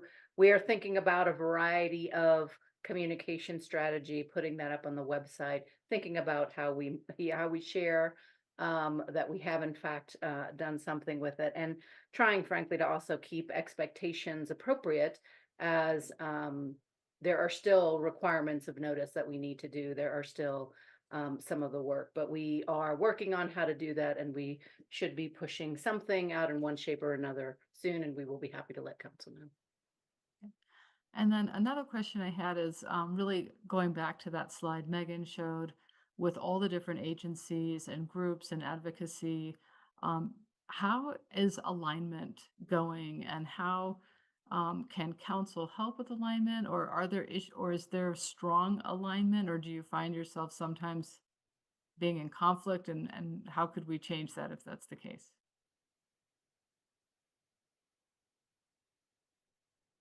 So I'll speak at the sort of the leadership level that I'm involved with, and then Megan is very involved in the operational level, particularly with organizations that are doing the day-to-day work in our community. So on the executive team of HSBC, I think the collaboration is very strong. I've mentioned this in meetings in the past. The first couple of years I was in my position with the city, I would occasionally have a conversation with someone from the county, and it's almost rare to have a day where I'm not in communication with someone from the county. We're also in close collaboration with the City of Longmont. So we have more structure to our collaboration than we probably had a few years ago. And so I think the collaboration is more intentional. I believe that our collaboration has increased also around family homelessness. There's been more of an effort there, and including those partners in that work. There's also been, there's been a number of changes in how we're doing things, and there's been new programs, there's been new funding, and through that, it's actually required collaboration. And part of that collaboration exists because of the partners that are actually doing the work. We, as the City of Boulder, at least around homelessness, are not service providers. So the collaboration with service providers has increased, both in a structural way and as well through the funding collaborations. But I'll let Megan speak on sort of the other aspects of that. No, I think it's very similar on the operations level. I think it's even easier on the operations level because you're actually working with specific individuals, and so everyone having the best interest of that person in mind. I don't think there's much that they're not aligned with on helping those individuals, and I think a certain level at the family homelessness as well. That staff is aligned through the Family Resource Network and the Family Homelessness subcommittees, trying to coordinate the effort, and the conversations are almost always helpful and productive. I would just add, I think one of the barriers to collaboration is that the organizations that do this work are very stretched. And when you're stretched in the work, sometimes collaboration is, can be something that falls off. So that's why I think it's been important to create those structures to ensure that it continues. And as Megan mentioned, there's weekly collaborations at an individual level, and that helps maintain that approach. Okay, that's all I have for now. Thank you so much. Thanks, Tina. Lauren, then Taisha. Thank you, Matt. So I've heard this system sort of eloquently described as a system that is set up for people who are well and housed, sort of due to the bureaucracy and the paperwork and just navigating these systems. They're very difficult. A lot of that is not our doing, right? We're interfacing with regulations and things that have been determined by other entities. So I really appreciate the amount of work that you all are doing to try and help people navigate those systems, right? Because they are primarily serving people who are not necessarily both well and housed and have the transportation and everything to effectively navigate these systems easily. So, but I did kind of want to check in on, because I've heard a little bit that on the paperwork kind of assistant side, just anecdotal stories of people getting close to but not being able to complete paperwork to get vouchers in time. And so just sort of understanding, is that a common thing, or are we staffing up on that side, or yeah, just a little bit more information on kind of that, how that typically looks for us. I'll let Megan start with that, and then I'll have a follow-up. Sure. Thank you for that question. This certainly is a good question. Yes, it can be very challenging to navigate the systems. I think it's just the last couple of years that we have not only us investing, but other partners coming to the table around like muni court navigators, focused reentry navigators, Boulder behavioral health assistance program navigators, trying to navigate. It's unfortunate that so many professionals are needed to navigate the system, but I do think we've been building up with that. I think we struggle sometimes. The process, from my perspective, can be the barrier, right? And just the time that it takes. So it's not necessarily navigating the paperwork, but it's, you must meet these 3 appointments before you get to appointment 4. And that's difficult with folks who they're just living day to day. And so that can be challenging. And then I think to add on to that, the other piece is, when they are successful about getting the voucher, locating a landlord that will rent to them is the next challenge. And so some of these project-based Bluebird, those kind of things, we've been able to streamline really well. On the vouchers that are tenant-based, where they're more reliant on the community and the landlords, that's where the piece of the pie gets a little bit harder, or the system gets a little bit harder to navigate. I think that our partners do a wonderful, very impressive job in attempting that, but at times it is very challenging. So I'll just add to that 2 things. So one of the reasons it's difficult to navigate the process into housing is because we have a shortage of housing units. We've had that challenge since the beginning. I think we've made tremendous progress in that direction, but that's always in the background, and it prevents us from exiting further individuals out of homelessness. The second thing that I'll add is, once you get into housing, it doesn't end there. So there's on a periodic basis, every couple of years, you'll have to go through an annual process. It's part of it is related to the federal tax credit requirements. Some is related to the HUD funding, and so that can become a challenge for individuals even once they're in housing.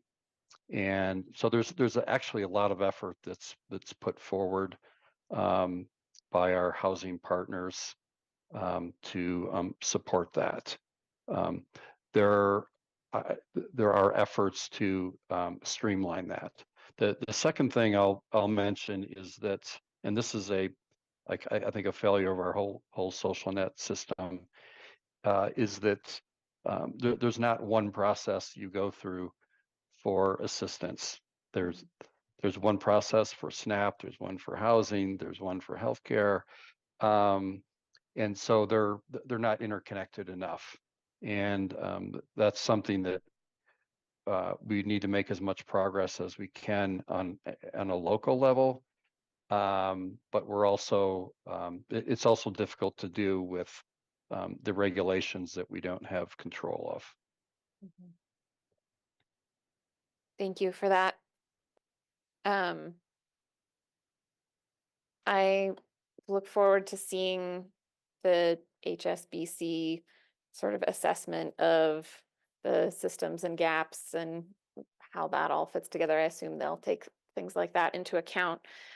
I know you mentioned that HSBC is us and we are HSBC, but I have to say that I don't necessarily feel like HSBC, like I am part of HSBC. And I know that that sentiment is shared. You know, the fact that we don't have any direct input on policy directives, except through you, but one vote on the board. It doesn't make it feel like there is sort of this responsiveness necessarily to our community needs or our desires. And it's also really hard to understand with trade-offs and how they're making decisions around what to fund or what direction to go. And those decisions do have large impacts on the kinds of services that we can offer. So I would like to see a way for us to be more involved with HSBC or to kind of tighten up that relationship on the sort of policy directive and deeper understanding of how that process moves. So if I could just make one short comment to that. So I think HSBC needs to be seen probably more as a regional body to collaborate, and HSBC does not set policy for programs in the city of Boulder. HSBC, City of Longmont, City of Boulder, all pretty much we all have adopted the same homeless strategy. A lot of our programs are integrated. There are both programs and partners that work in different communities. And I think the policy component of HSBC is really related to the implementation of the actual programs. HSBC does not guide or direct policies of the city of Boulder or the city of Longmont. It's really meant to collaborate the efforts of sort of all three bodies. I do know that you received a letter from the county commissioners wanting to get together to have a meeting with other municipalities that Nuria mentioned at the beginning of this meeting. And I hope that that can also be a place to have that conversation with them. I appreciate that. I look forward to that conversation with the commissioners. I will say that in the memo, it says the commissioners set policy directives for HSBC. So clearly there is a policy directive aspect. And I would say that in my research of other organizations similar to HSBC that are funded by a collaboration of municipalities and counties, that typically the cities also appoint representatives themselves. And so this is not the only way this can be done. And I do think that there are aspects that feel unsatisfying to me about the way it is currently being done. Thanks. Thank you, Lauren. I see Taisha, and then if no one else pipes in, I'll take a crack at it. Oh, then Ryan. All right, Taisha, then Ryan, and we'll want to hear from Tara before I close in. Go ahead, Taisha. All right, thank you, everybody. I want to echo the memo and just the amount of information that was available, and crosswalking that with the presentation was just really helpful and very grounding. So thank you for that. I also just wanted to lift up some of the just things that got me excited, and that was the prevention work and efforts to really continue to strengthen and recognize that as a critical part of the continuum. Of course, in addition to that, the other side, the retention side. And so again, seeing additional investments and would be a proponent for even more. Again, the data is very clear that you can get people in a program eventually, but it's keeping them in and keeping them housed and healthy. And I love that, well and housed as well, Lauren. But I also really appreciated the family housing component, and I echo Nicole's comments around that. And if anything, I'm excited to see more partner alignment similar to some of the other areas of the strategy. So that was something else that I was really excited about in the presentation. As far as some feedback that I think, to the questions that were asked, what I would love to see more of is, or rather what I'm noticing is that there's a lot of point in time data, not just taking the day, but this is what happened in this year or just a couple of years, but mostly it's what's happened in this previous year and lots of it. And so although that's useful information, I think one of the things that can help in making dynamic data informed decisions is having that information in that more moving from that point of time to having this more kind of key performance indicator type way where we're really getting clear on what it is we're trying to do and what data do we need to inform that. And so going back to best practices, which is one of the elements, I really went back into what the database, what the evidence base is around this. And, I was reminded of the process and the outcomes elements that indicators that we can be looking at. And as I was doing that and then crosswalking with the memo, I realized, oh, wait, you have exit data and you have retention data and you have reentry data. And so again, it's not for a lack of data, but it's just how can we present that data in a couple of different grain sizes that allow us to not only see in the weeds, which is great, but also to able to see that larger picture, and also from a finance side as well. As to the specific strategies themselves, I noticed there's a lot of access type strategies. And so again, I want to make sure that that's also balanced with, the quality of what's being offered. And this goes back to like, how do we improve, the services that are being provided, reducing the number of, homelessness and really having some clearer metrics around that would really be wonderful. And I'm excited to work with my colleagues around that. Another area, again, I spoke to that housing first piece. And so just wanted to reiterate, an appreciation for stronger investment in our mental health services and other things that we know are starving and we know our partner organizations are starving. So this is the area where I feel like our cities need to invest and really need to fill those gaps because we know that our partner organizations are already overextended. And so that's definitely an area area that I would love to have some stronger information around. I only have two more. One is around finance. So it was really great to get some of that finance data in the slides, but I would love to see like the whole sheet with like the, what is the program, what is the programmatic cost across over years. And again, I think that level of transparency is something that would really help, make the case even for our partners to get more funding, right? Everybody is struggling. So, and again, that information is already publicly available. So how do we repurpose existing data that would be helpful to inform our conversations? And then lastly, the stakeholder component. And again, a big proponent of continuing to strengthen the relationship with the county, honor the work that they are doing, which is significant, considering that, they have a almost, a similar budget with way more people that they have to work with. And so I want to honor the work that they are doing and see ways that we can support each other. But also, again, with just the stakeholder groups that we're working with. And so I heard somebody talk about people with lived experience at the table. And so, I'm wondering where the folks at Streetscape are, right? We know that Jen Livovich has a new shop and is already heavily invested in this work along with many others. And so I would love to hear from them directly, just as I hear from the Boulder Housing Partners and others. Their voice is as valid as those other folks, and I would love to hear them in this kind of setting as well. But in general, again, very grateful for the robustness of what is being offered.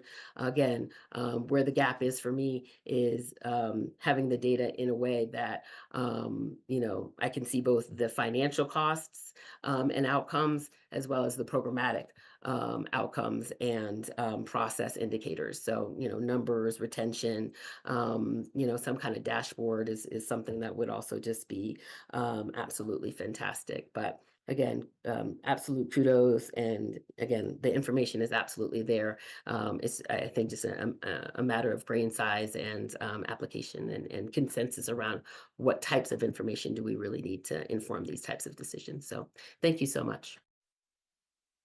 Thank you, Taisha. Ryan, then Tara. Thank you. I have three questions and some comments. Councilmember Benjamin, should I just do all those in one shot here? Yeah, I mean, if they're as long as they're all focused on the question at hand about sort of what's your feedback about the overall homeless strategy. So ask away and then That's provide fine. some Okay, feedback thanks. on those pieces. And then we'll move to question two. Thanks. Okay, first question. I'm just trying to make sense of the budget numbers, and I think I saw on an earlier slide that our budget is $9 million for expenditures investments of these programs in 2024. I also understand that the HHS budget is bigger than that. It's $43 million, 9% of the city's budget. Kurt, can you explain the relationship, or if I've got any of that wrong? Yeah, the rest go to salaries and bonuses. Okay. No, I'm just kidding. So probably on average, somewhere between $8 and $10 million a year, sometimes upwards as much as $12 million a year, is going into affordable housing developments. And actually, many of those, or at least a portion of those investments, go into creating homes for individuals who are coming out of homelessness as well. Okay. So in, I believe it was 2 years ago, we made our investment, or maybe it was last year, into Bluebird. So that number was totally focused on homeless. The Ridgetop project in South Boulder, I believe it has 12 units for individuals coming out of homelessness. So there's a percentage of our housing budget that's also supporting that. Then there's other investments. There's $5 or $6 million that we're supporting other programs and nonprofits with all sorts of other social services. Okay, thank you. So I think I heard of the 43 million, 9 million is for expenditures and investments we just talked about. 8 to 10-ish million is for housing. Then you had a couple of other categories and something like that. That's Okay. correct. Thanks. Second question, do we have an account of the investments that are under consideration but not funded that we might be considering as candidate investments? Any kind of a rough add up or what that all adds up to? So in the memo and what we presented tonight are some of the gaps, and one of the largest gaps is certainly around creating more housing units. And currently, with the developments that are in our pipeline, which is about 1,100 units of affordable housing over the next 5 or 6 years, we have a shortfall of probably anywhere from $4 to $5 million per year over the next few years, and so we'll be looking for outside resources to try to fill that. Okay, so 45 million is the number. If we get everything we're asking for that's been considered by proposed with 4 to 5 million. So that's just for the housing component. There's also more investments that are needed in behavioral health in our community, and the city doesn't. They're not the main investor in that. So I wouldn't want to respond to the needs there, but we know that that's an area that needs to be strengthened generally in our community. Okay. And then the other thing that I would add is as individuals exit into homelessness, the services that they need also grows. So that's what we've seen over the last 2 or 3 years. As we've grown the number of individuals that have gone into housing, we've also had to, at the same percentage or even a higher percentage, increase the funding that goes into the support services to ensure they're successful in housing. Got it. Okay, thank you for that.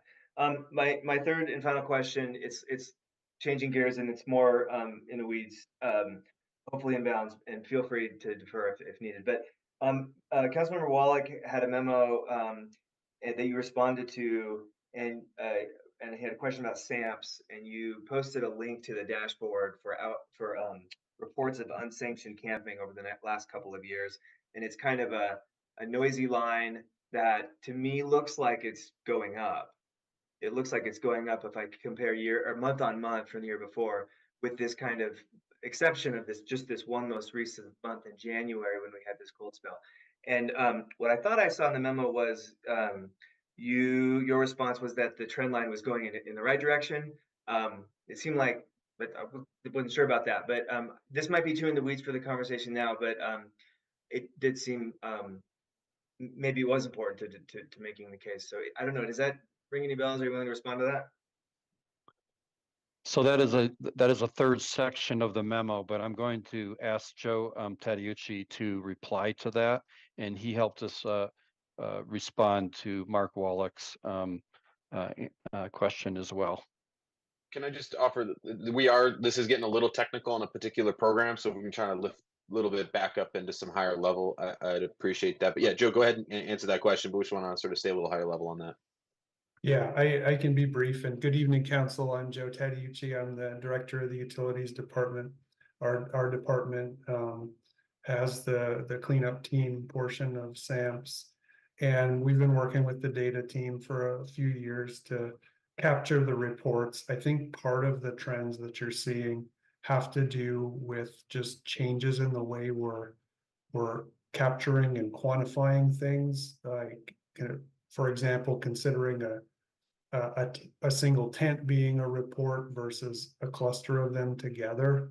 So it can be a little misleading in that way, in terms of looking like it's going up. So I would say we're trying to be more consistent now with the way we're capturing the data, so we'll see better trends going forward. And I would just anecdotally, in the way we've updated our procedures and been approaching the cleanups and just what we see on the Boulder Creek corridor, and around Boulder High School. There are way less tents and incidents of camping in 2024 here and much of 2023 than there was previously. So I may just leave it at that for now, but happy to follow up. All right, thanks, Joe. Councilmember Benjamin, should I move to my comments now? Yeah, go for it. Okay, thank you. Okay, thank you, first of all, to Kurt and your team for such care and dedication. You've done just looking over the last like 3 or 4 weeks, such an incredible amount of and range of work. That's first thing. Second thing is Boulder's. I just want to acknowledge that Boulder, the city of Boulder, spends a lot of money on this problem.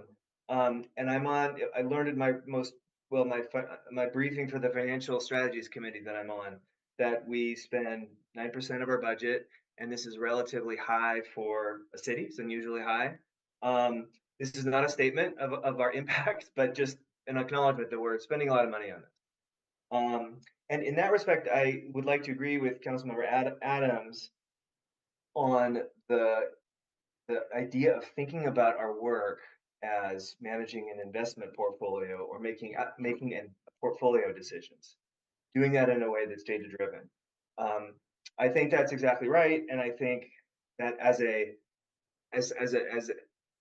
needing to make investments across this portfolio, I think one of our biggest challenges is having a good way to consider decisions against one another, that we can kind of quickly do that, and in a way where we can, understand what a good way to compare them on.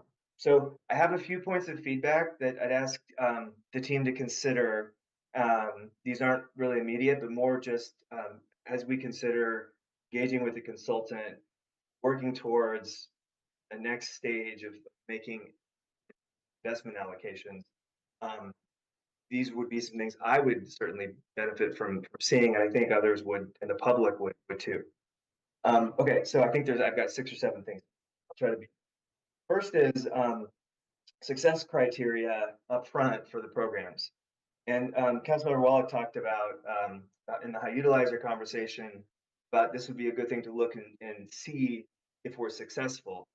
I think the appropriate time to determine what success looks like is up front, and I think that'll make things a lot clearer when we get down the road. That's my first point. It'd be great to know what those look like ahead at the individual investment level that we're making. That's the first. The second thing is in going along with this idea that we have to allocate investments across the portfolio. I would love to have us discuss a little bit, or just see what staff would like to do as far as investment, investment strategy in a sense. And I'm thinking about the hotline that I sent, Kurt, and you responded to. And I guess what I take from this is, to me, it feels like one thing we should consider as part of an investment strategy is having some allocation of investments that are intended to go address unknown unknowns, beginner's mind, maybe to think of, in which we are doing structured experimentation and innovation on things that are not necessarily obviously connected to what our primary thesis is or change model. Councilmember Adams talked about some opportunities for that just a moment ago, and I would love for us to think about what is overall the investment portfolio. What should it look like? And this is not the only category, and there's maybe other ways to go. That's the second thing. The third thing is also referencing Councilmember Adams' great comments, is this idea of I think she said a dashboard, investment dashboard. I have been thinking about this too, and I feel like I'm really hungry with all of this information to see in a single place a list of all of the investment programs and measures, both those that we've committed to and those that are candidates for us to consider, and in a way that's organized by the 6 strategies, assuming our 6 strategies are stable. And then with reference to 6 goals or 6 outcomes, which have 12 strategies, I believe, according to the 2016 plan. Maybe there's an updated version of those strategies, but it's something that has a log frame, I guess is one term of art for it, from the goals to the strategies to these investments that we're making. We can see it all in one place with dollars against them. And there could be some more information like which of those are opportunities to find money elsewhere. Just essentially one place to see all of it at once, so that we can sort of compare and contrast and see orders of magnitude where dollars are going. Okay, that's the third one. And then I guess just to add one little thing to that, at the oh no, I already said that. So just two more, I think. Oh, okay. I am a big fan of organizing investments around a change model and having strategic frameworks to help us just structure our thinking and what we believe to be true. I also have learned that having too many frameworks together can be confusing. And I'm still learning, but I'm having a hard time keeping track of our various frameworks. For example, we have the homelessness framework, the 6 goals.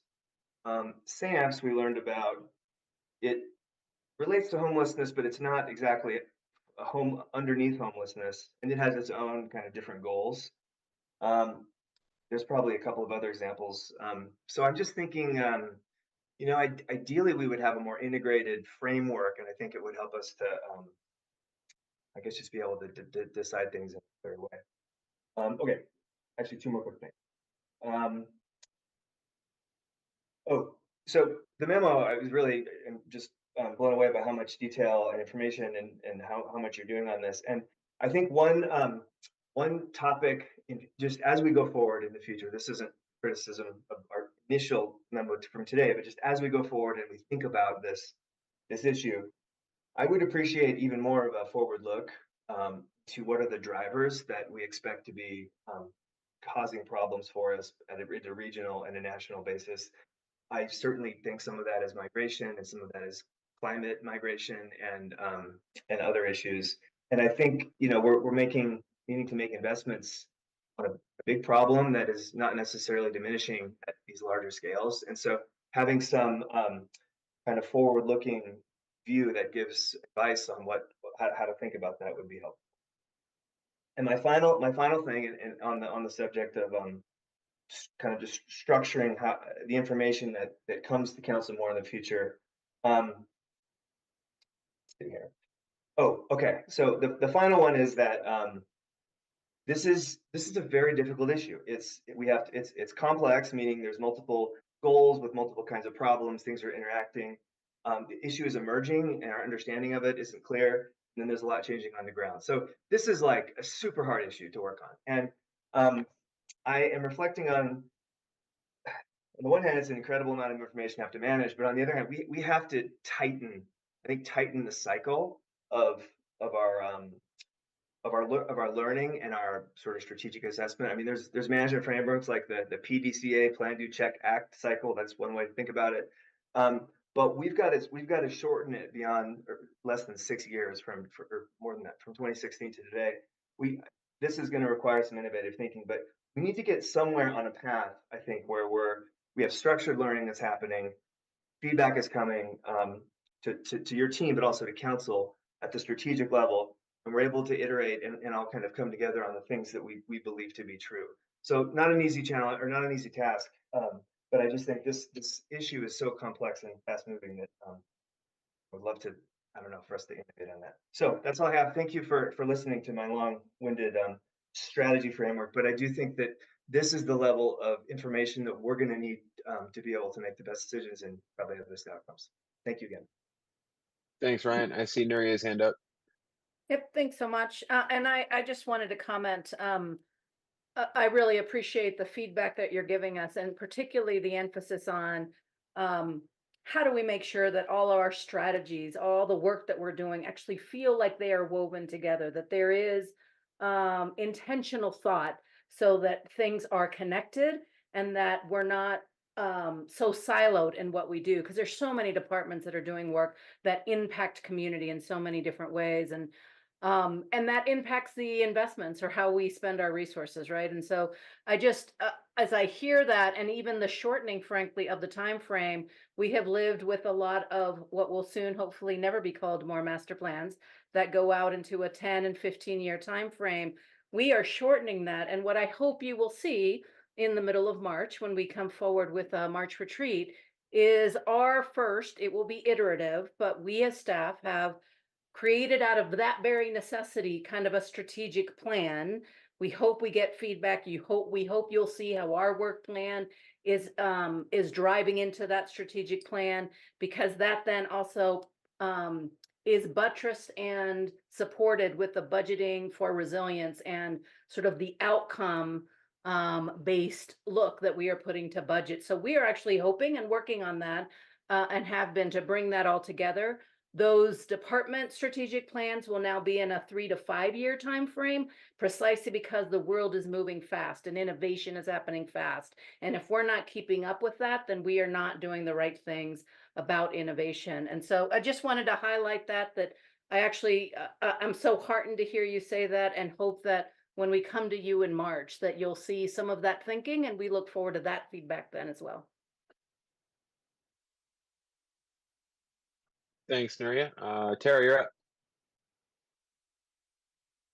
Yeah, I forgot what I was going to say. No, I'm just kidding. Figure it out. First, I want to give a shout out to Rachel Friend. Rachel, if you're still listening, you've done such great work in the previous council that we've seen. Building home is one of my most exciting. That's one of the things I'm most excited about, that we worked so hard on working on our retention rate and peer support, and the whole loneliness aspect of leaving your community and, moving into housing. And so this is an exciting night for me. I mean, not literally exciting, but somewhat exciting. But I do want to say that there is one thing that I'm concerned about. You know me, I'm a worrier. And I'm thinking that I was recently at I like to make these visits, and I know a lot of us council people do, to go to our various partners and see how things are going.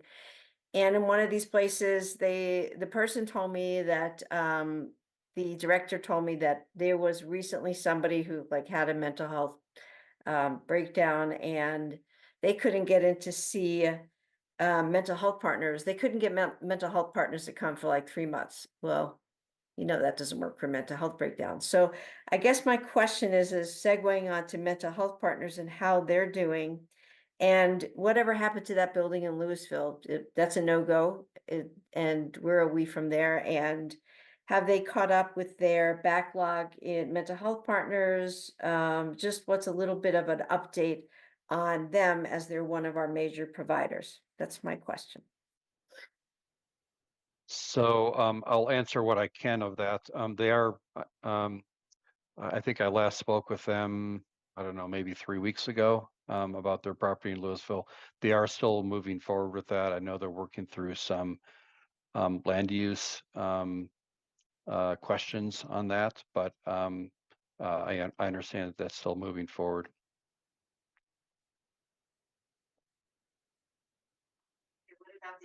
How do you think, what about an update on how they're doing as a provider in terms of timeliness? And I think that we've had good experience with them. I think they are stretched like a lot of the organizations. They're also challenged with, like other behavioral health organizations, being able to hire the staff they need and maintain them, and both the funding related to that also. That's a shortage in behavioral health workers is not just about mental health partners. And so yeah, that's something that they can explain better than I can as far as the details of that. What I can say from a collaboration standpoint, though, we have a monthly meeting with mental health partners to collaborate on our work. We've also been meeting regularly with them about one particular property where some of the individuals are having challenges. I think they're really leaning into the work in an environment where it's difficult to hire the number of staff that's really needed. So we have all these new programs that are fantastic, but they do rely heavily on mental health workers. So are you worried about the challenges that we're going to have with that, or you think we're in a good place? So I think that's been a challenge that we've experienced with other programs as well. I know when the Be There program started off, I think it took us at least a year or 18 months to get in stride on that. It was a challenge bringing on the staff to run that program. It's become more stable over time. As we expand, well, I can talk to our certain care programs. They are both, fully staffed now. Some of them are going through training. So it depends somewhat on the program and the type of work as well. But I think for every program, even for organizations like the Boulder Shelter, when they're asked to do more, they're always considering how do they staff up for that. So many of our organizations look at that as a constraint to some of the growth that we're expecting. So have we seen any movement at Pueblo in the amount of beds that are open, and have we seen any good movement there at that facility? Yeah, I don't have an update on that. Okay. And Matt, this next one is for you. Are we going to talk about SAMPS or any of the issues tonight, or is this the last section? Or what are we up to after this? Well, we have one more question to address, which is sort of, the overall approach to homelessness, including high system utilizers, and sort of where do we talk about funding and those pots and buckets and lanes and jurisdiction, those kinds of questions. That's kind of the next question. The goal tonight was not to get into program specific questions. I mean, if it's like a general question about something, I think we're okay doing that. But I don't want to dive. We shouldn't dive deep into any particular thing. We'll have time to come back to these programs at a later date. But a lot of this is just to set up the retreat conversation and build up a strategy conversation. So if it's a high level SAMS question, yes. But if we're going deep, then maybe steer clear or write that question for staff to follow up with. Okay, so then my last thing I'm going to say is Nuria, you're here, right? Or somewhere. Oh, I am here. I'm getting tired. So we've had a lot of letters, and this is off subject, but I just want to ask quickly when it can be a subject is we've had a lot of discussion from the North Boulder community about the new day shelter that's coming. And we have issues at the Rosewood underpass, which is also right by the new library that's being built. And I think that it will be good for us to get ahead of some of these issues to make beforehand so that we can ensure that our day shelter has as much successes as possible, let's just say. So I'm wondering when we will have an opportunity to discuss that. I hear you, Tara, and I will, and I see Joe, and Joe's happy to come up quickly, but mostly Joe, and unless there's something more, I will say I hear the question of when do we come back to council? When can we talk about that holistically? Happy to talk offline with you. I know that there was a recent cleanup in Rosewood recently, and but I know it's a conversation that will continue, and it's a conversation that will continue as we think of as a day services center, and we come back to continue to talk to you about a management plan and what we're doing to support those the shelter and the community there. So we will be thinking about that. I want to perhaps talk to you more about what you're hearing, although we know that it is a subject that the SAMPS ops team has been talking about. It has been on their radar. They have a plan, but I believe what you're getting to is beyond that there is more about how do we support the day services center as we moved on. And I know that the team has been working and thinking about that and talking to community about that. We'll find a moment. Okay. That's it for me. Thanks, Tara. Taisha, I see your hand up. You following up or got some more you want to add? I'll follow Yes, you I then. want to thank Tara for bringing up the SAMS program, but more specifically the North Boulder, and raising again the feedback that we heard from community. And I also want to thank her for going to a community meeting in addition to that virtual meeting that we both were able to attend. And so it was my understanding, and hopefully I think you may have encouraged them to host other those communities that are neighboring that in particular to host other opportunities. And so I certainly was saddened that I wasn't able to attend, but I would like to attend other sessions, and I would encourage my colleagues to do the same. It was really disheartening to know, and again, I came into this as a strong advocate for the day center, and I still am in increasing the services even in the North Boulder site. However, to hear that there are issues that have gone unaddressed for just the evening services has given me pause. And I am interested in having more information about the efforts that we have done, both from a public safety perspective, as well as some of the other issues that community brought up. And again, I was on that call, that virtual call, and I also want to just lift up another thing that I didn't mention in my first offerings, which was just community engagement in general and how we want to engage community and just the level of respect that I'm hopeful that we can continue to extend to community. And so, when things are high stakes and intense, being online and not being able to know who else is online with you in your community is very isolating. And so, I'm hopeful that when we have those kinds of high stakes and contentious meeting, that we're willing to have them in person. I come to this from Colorado Parks and Wildlife. I have a year and a half of high stakes meetings, and it's not easy, but it's necessary. And it's about having the people talk in one-on-one. And again, I understand the virtual context allows for more accessibility, so I'm not saying that's not necessary, but I am saying, or rather I'm hopeful that we can get back to more face-to-face conversations when we're talking to our community about critical issues. So thank you, Tara, for raising that, and thank you, Matt, for letting me double dip. No problem. It's almost Super Bowl, so double dipping's almost completely allowed. So no problem here. All right.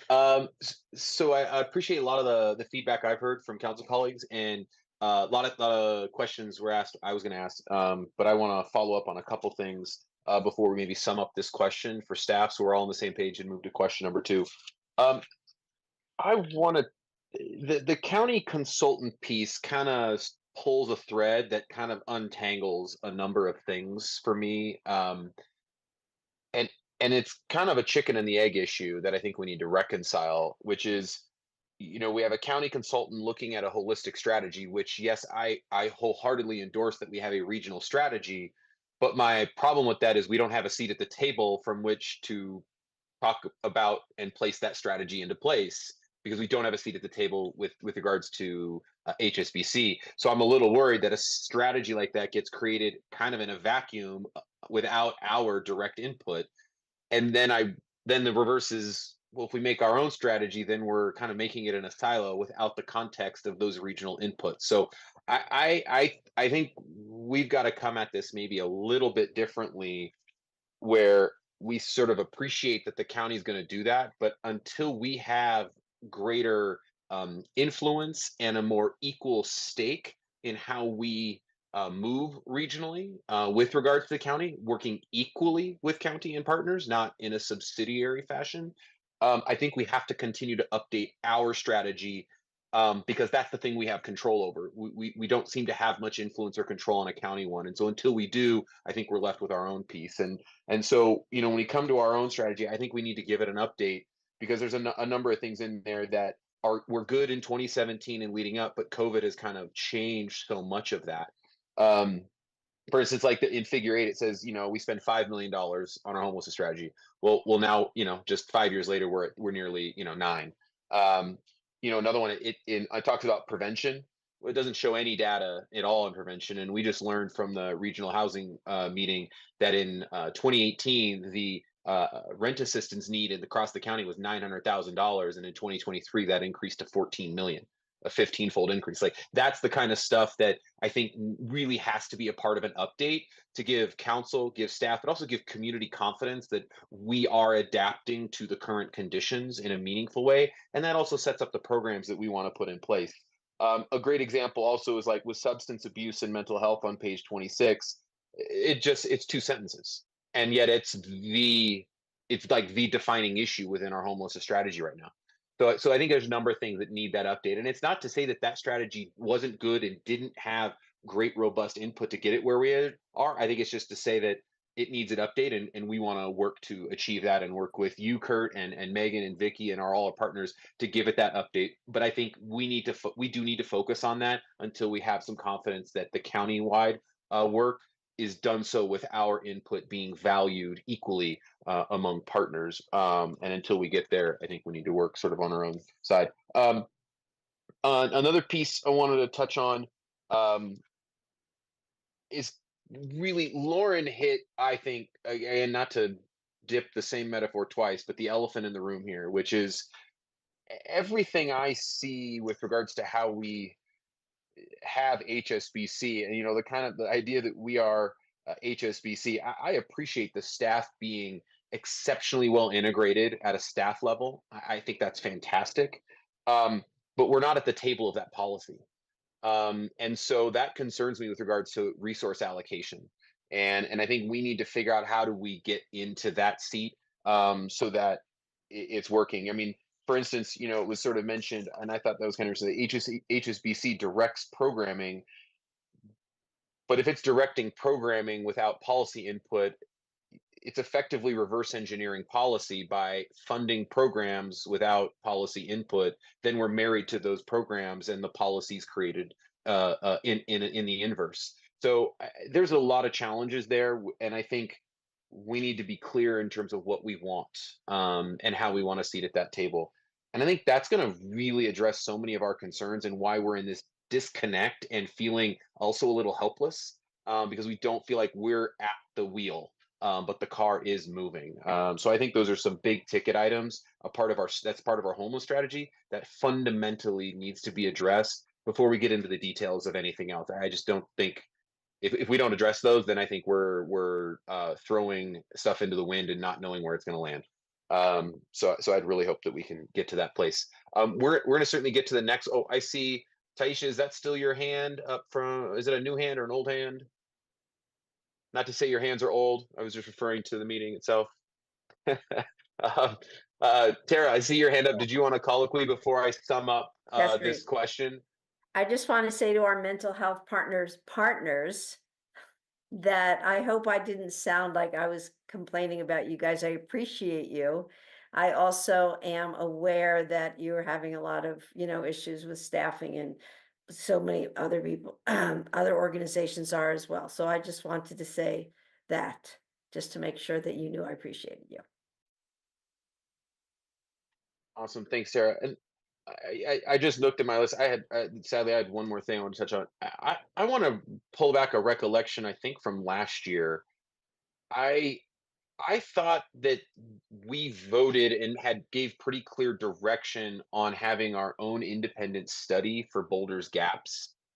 And I didn't know if that I remember hearing about the consultation with the county, but I thought we were pretty clear that we still wanted to retain our own understanding for ourselves, exactly because of this managerial or executive decision-making gap between us and county.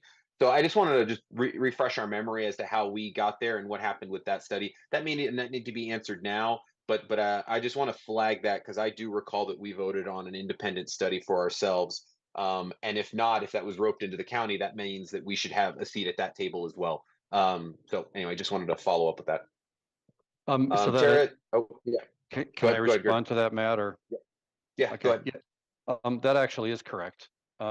And the assessment will be looking at those specifically for the city of Boulder.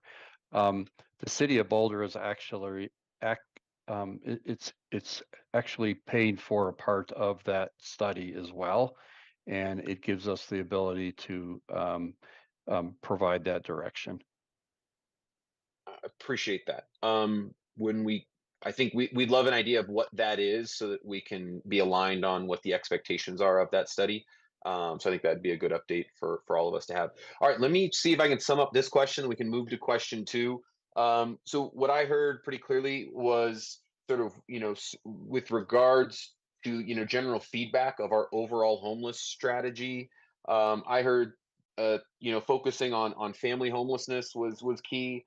That there's a desire to update our strategy. I think Aaron even led with that. And then, measuring our outcomes, streamlining the navigation process, more direct policy direction within HSBC. Again, Lauren knocked that out of the park. Greater partnership alignments with our partners, better contextualization of the data that we have, and really filling in with the gaps with some of that mental health work that's there. And I think that mental health will sort of dovetail into the next question as we get into sort of what we should be focusing on and what buckets we should be lifting up or funding or focusing on. All right, so moving on to the second question. After considering considering the overall approaches to homelessness, including high utilizers, does council have questions or input on the funding priorities to address identified program gaps? This could be a little bit of a bait for us to want to get into programs. I'm going to try to have us resist that temptation. But thinking about what staff had put in terms of overall those program gaps, those unfunded needs of roughly 2.5 million. So thinking about that as a bucket and how we want to approach that as funding is running out for those items, and we'll have to figure out what we lift up and what we don't. But then also thinking about those general overlies buckets and what's really our jurisdiction. If you remember, there was that slide. It seemed like the state, the city, and the county checked every single box on single thing. Is that a sustainable path forward where we're all doing and funding all the same work? Or do we need to decide what our lanes are so that the Venn diagram isn't just a bunch of circles completely on top of each other, that we actually get some divergence and separation, maybe some overlap? But what does that look like, and how do we parse our strategy out and have that jurisdictional clarity from ourselves versus county and other partners? So I think that's the framework of this question. So we'll sort of tee that up for questions and feedback on guidance for staff on those issues of funding and prioritization. So have at it. Tina, go for it. Yeah, I mean, I'll just recognize first, this is a really broad question. But what I do appreciate about this presentation is that the staff recommendations are clear on where they think, based on their work, we should be funding. And that we should be continuing the programs that they started. I'm also going to recognize that the programs are very new, and so that our community may not be excited about how things are today, but with all the work that's being done, I'm hopeful that we'll see fewer impacts in the community and be able to help more people achieve stable housing. So my inclination at this point in time is to both try to find a way to continue the programs that staff is recommending, as well as look into the high utilizer programming, especially using other funding sources. And also with appreciation that staff does, from what I can tell, a tremendous job in conjunction with the county and our nonprofit agencies, finding sources of funding that don't come from our taxpayers directly out of our city budget. So, to the extent that we expand it, I'm not sure I'm there yet. I don't have enough information to know why I would go in a different direction based on what I'm hearing and what the initial outcomes are that seem to be really positive. So, and so it's not that helpful. I'm saying fund everything, but that would be my ideal outcome. Thanks. Thanks, Tina. Appreciate the fund everything, and hopefully we can find that money tree.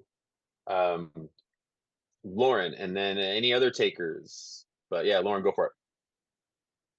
Yeah, I think it would be hard to come up with a sentiment other than fund everything, especially sort of given the information that we have in this packet. I just want to sort of reiterate what Taisha was saying around kind of having deeper information to allow us to come to a decision-making point, because I'm not sure that funding everything is a realistic option for us. I mean, maybe it is, that would be great.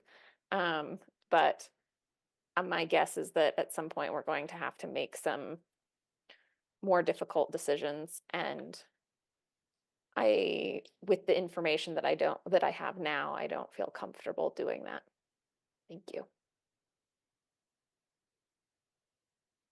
Appreciate it, Lauren. Aaron, then Taisha.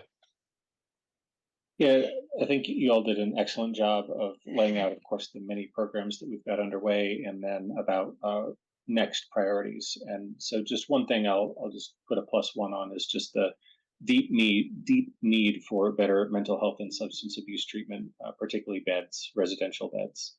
We all know that we have a huge lack in that area. So, just to the extent that we're able to do new things, things like the Tribe Recovery Home are really beneficial and have a deep need. So I'd love to see us do more in that area in particular. Thanks. Thank you, Aaron. Taisha, then I'm gonna go with Tara since Tina already got a bite at the apple, but then I'll circle back. But Taisha, then Tara, go for it. Awesome. Thank you.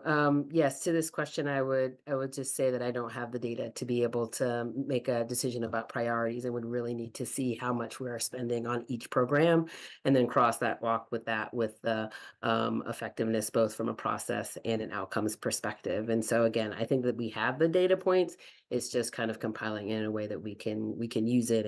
And so again, I definitely want to echo all of the work.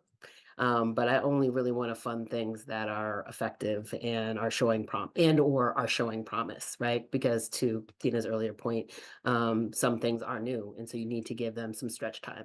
But to do the same things over and over again for marginal impacts, and knowing that we have those constraints, I would prefer to really invest in those things that are showing promise and/or have a strong evidence base to take that risk. So thank you so much for the opportunity to provide feedback. Thanks, Taisha. Tara, go for it, and then Then I'll let some others get a first bite.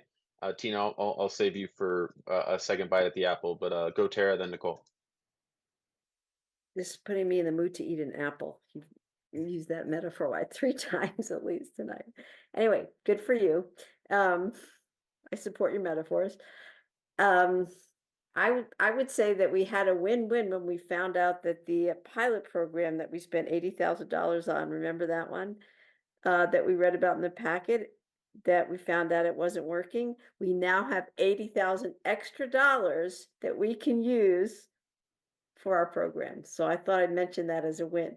Now, in all seriously, we might as well take it as a win that we had a pilot program that we found out didn't work out, and that gave us some extra money to use in other areas that we are desperately needing. So that's something that we can think about. That's all I have to say. And also, I want to fund everything, but I know we can't. Thanks, Tara. Nicole. Yeah, I just kind of have some general principles. I mean, obviously, we want to fund what is effective and what is leading us to the outcomes we're looking for.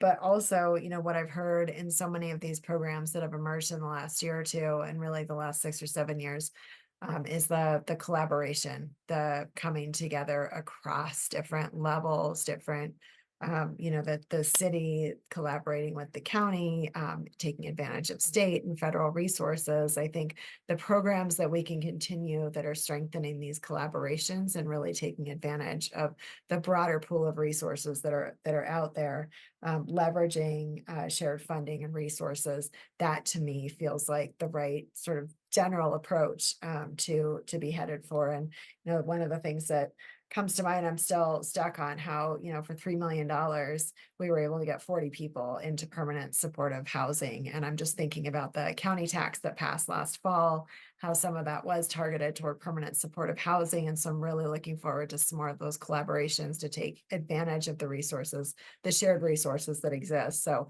just thank you, Kurt, your team, for all that we've been doing to build up those collaborations and relationships with folks at the county level and in other cities and across the state. I think it really will start paying off in the next 5 to 10 years. So thank you.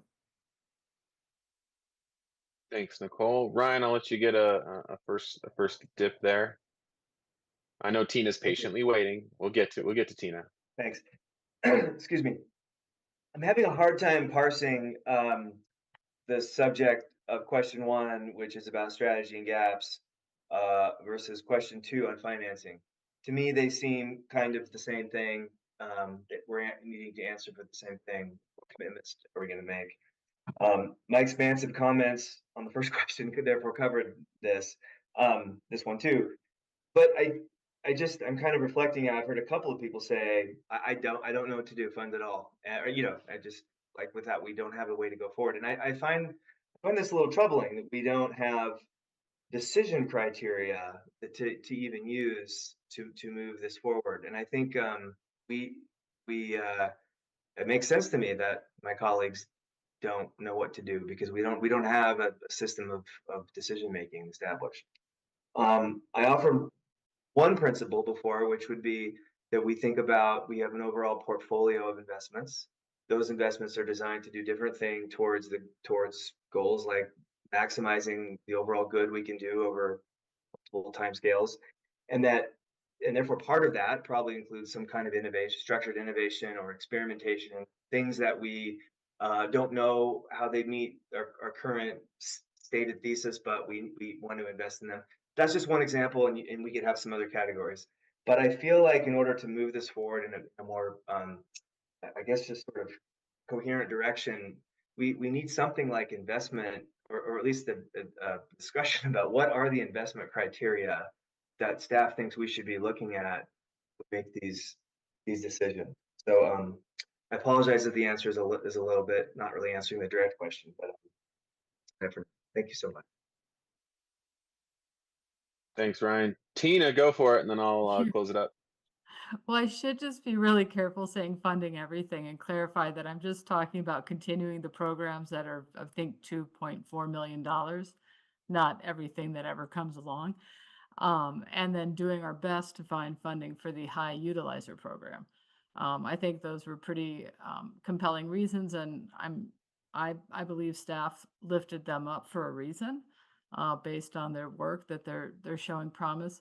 But to Ryan's point, we probably need to come on agreement and make sure that the outcomes that are being described in the memo, and there's a lot of outcomes, are the same ones the council is looking to do. However we get there might be part of the retreat conversation. Thanks, Tina. Mark, we hadn't heard from you. I want to just check in and see if you got some thoughts before I close it out. No, I have no thoughts whatsoever. So go ahead. All right. So I'll add a few of my thoughts, and we'll just close out on what sort of summing things up.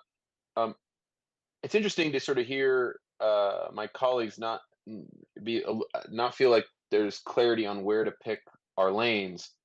I feel quite different. I think we have absolute clarity on what lanes to be picking, because it's the areas that we ultimately have jurisdiction in the resources and the work that we do well. And that is we can do housing, and we do housing. Kurt's team does a great job with housing, and housing is needed in our community within the city limits. We need sheltering near the people who need it most. And if we have people who are unhoused in Boulder, then we need to build and support shelters. But one thing that is not jurisdictionally in our lane is through the health department, and that is mental and behavioral health. That is strictly where the county's jurisdiction, but its access to resources that we don't have access to squarely puts that ball in their court. And I think we can start to move and throttle things around to say, look, we need to get out of the, if we want to use the analogy, get out of the investment portfolio of mental and behavioral health and put those eggs in other baskets. When we look at the unfunded needs, there's quite a few items in there that are clearly behavioral, mental health, and addiction related programs, just as our care program is that, our CERT program. So when we add those up, without much deep dive, we've probably got a couple $1 million of programs that are squarely in that sort of jurisdictional bucket that the county should be leading on and having the appropriate resources to meet those needs on the ground, and not just what's currently doing, expand with the expanding need. So I kind of differ from a lot of what I've heard of we just don't know. No, I think we know clearly. We just have to pick the lane for ourselves and be clear what that should be. We can get into the programmatic details and outcomes, and I want that. But at a high level, I think we know where, or we should know, and the idea of funding everything only propagates the problem we're kind of already in, which is this sort of sprinkler method of we got to do all the things because we have all these needs. But I think we have to really clearly dig in and make tough decisions and say, nope, county, we need you to do this because we need to get out of that and move those resources to the things we're better suited to do as a city. And that's the decision point that I think we need to get to and we should get to, because we're in a scarce resources, and we will be for quite some time.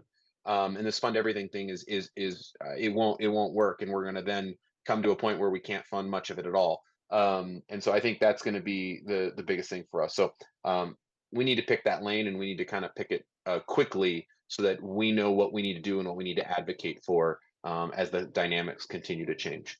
Oh, I see two hands that popped up. Let's circle back to Mark, Taisha, and then we can wrap this thing up. So Mark, go for it. I wouldn't characterize this as a thought. That would be too aggressive, but the only issue I take with you, Matt, and with question is, when we pick our lane, what happens if the county doesn't step up to fill the lanes we have abandoned?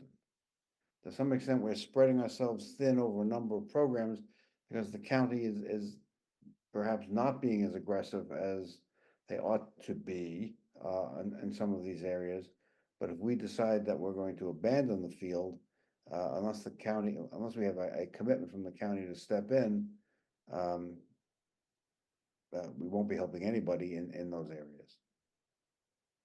And that's just a concern. Fair point. Aisha.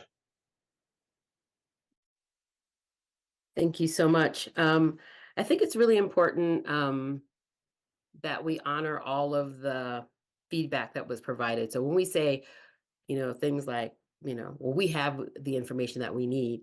Well, you have the information that you need, and that's okay, right? We have different time on the council, so you have additional information that some of us who are new may not have. You also have intel on different committees that we don't serve on regionally, so there's those data points. And so again, I can appreciate that you feel like you have what you need, but I also want to honor that the majority of the people on council on this call asked for more information. And so perhaps we actually do need more information to make to make those decisions. And I just want to honor that. I also want to lift up what Mark shared around just the relationship with the county. And so again, another data point that's missing is what exactly is the county doing? What is our investments? What are our partnerships looking like? And so again, if that's information that was previously provided before the new council members were seated, I apologize. But I would love to see that information again in order to really be able, again, I'm very transparent, even on the campaign trail, about being a systems thinker and really loving to see the big picture and how all these pieces fit together. And it sounds like that's a direction that this agency was already going in our orientation and the conversations that we've had since then. And so again, this all goes along with the efforts around that county citywide plan. And again, I do respect, Matt, the reminder of we do need to prioritize those things that we do have control over.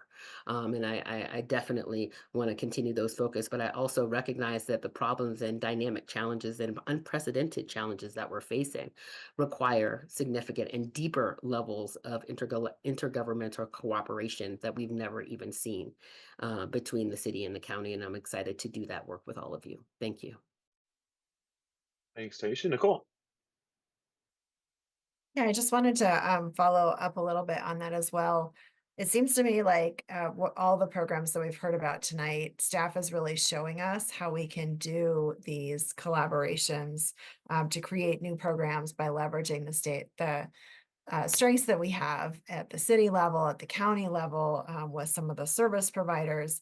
And, I just kind of want to remind us too, we can't dictate what the county does. And so for us just to sort of decide, this is what we're going to do, we're not really emulating the partnership that I see staff doing, working at the county and city level.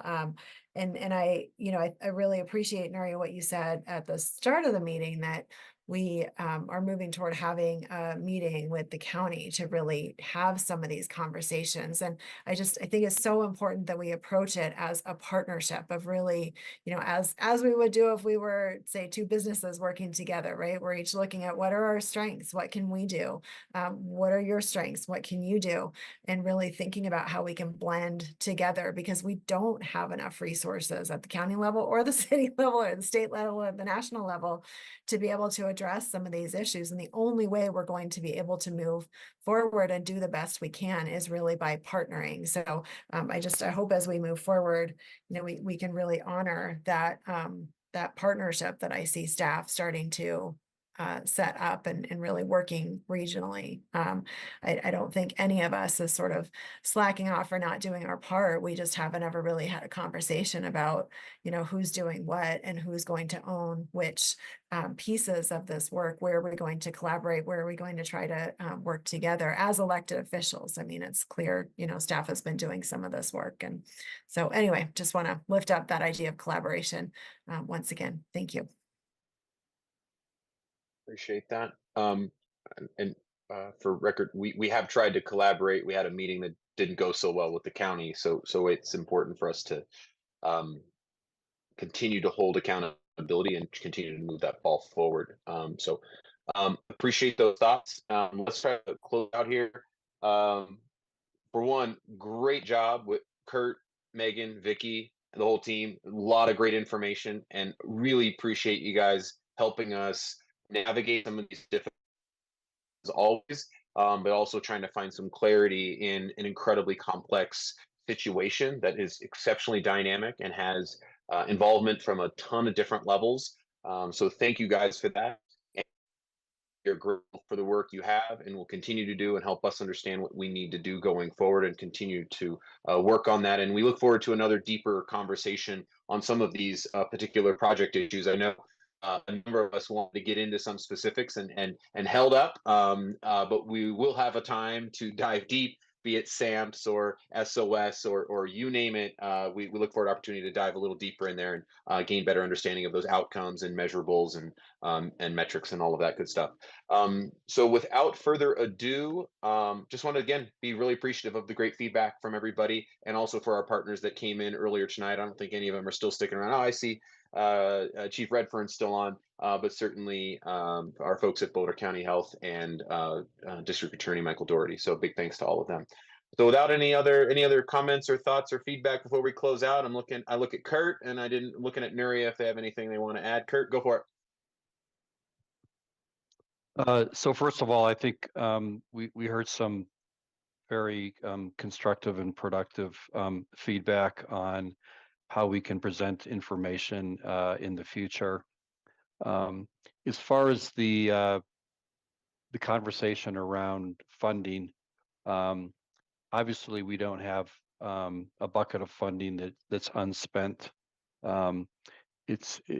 Your conversation helped us and provided input into, are we investing in the right areas? Knowing that we have these gaps coming forward as well. I think the structure that Ryan provided as a framework for displaying this information, and from the information from Tisha Adams, is also helpful in understanding how we bring that forward next time. I think that will help us have these further discussions. From the beginning of our strategy, when we started back in 2017, investments were really based on the most cost-effective way to really help as many individuals out of homelessness. So that's why there's been such a strong housing approach, prevention approach, and the services needed to be successful. our programs have evolved significantly over the last couple of years in relation to the impacts of COVID. And I'm glad we were able to share that evolution with you. Your feedback around those things also has been very helpful. And I also look forward to further collaboration with the leadership of Boulder County and how you navigate that. And the last thing I'll say around the behavioral health piece, that has touched conversations in our council several times over the last year. And that's something that I think we can also discuss at the retreat in how we as staff can help you as council and our community to understand who plays what roles in the behavioral health work in our community. And I think that would be a helpful conversation going forward. And then as we talk about the some of the unfunded programs that will be coming along over the next the end of this year and the end of 2025, it's wider than HHS. Many of the investments that were made in ARPA with local funds were one-time investments, but some of them were pilots and they were programs to really help our community. But I believe there'll be a chance to have a wider conversation, and Nuria may want to speak to that as well. But thank you very much for your inputs. That will help us greatly. Thanks, Kurt. Nuria. Yeah, I did. And I just, again, Kurt and the team, just extraordinary work. The memo itself was, I thought, super comprehensive. And I know there's more data that folks are wanting to see, and we're hoping to continue on that conversation, but it was an extraordinary presentation. But to the ARPA point, I wanted to say, I know we've talked a lot about unfunded needs, and Kurt touched on it. There are other areas, not just HHS, where we have this. We want to bring that to you holistically. We were just talking to our budget team today about how to carve out time to bring that forward in advance of some of those programs expiring. So we really get a sense from you all, what do we move forward, and how have we been tracking those outcomes? How have we been measuring success? Do we have enough information to measure success at this point?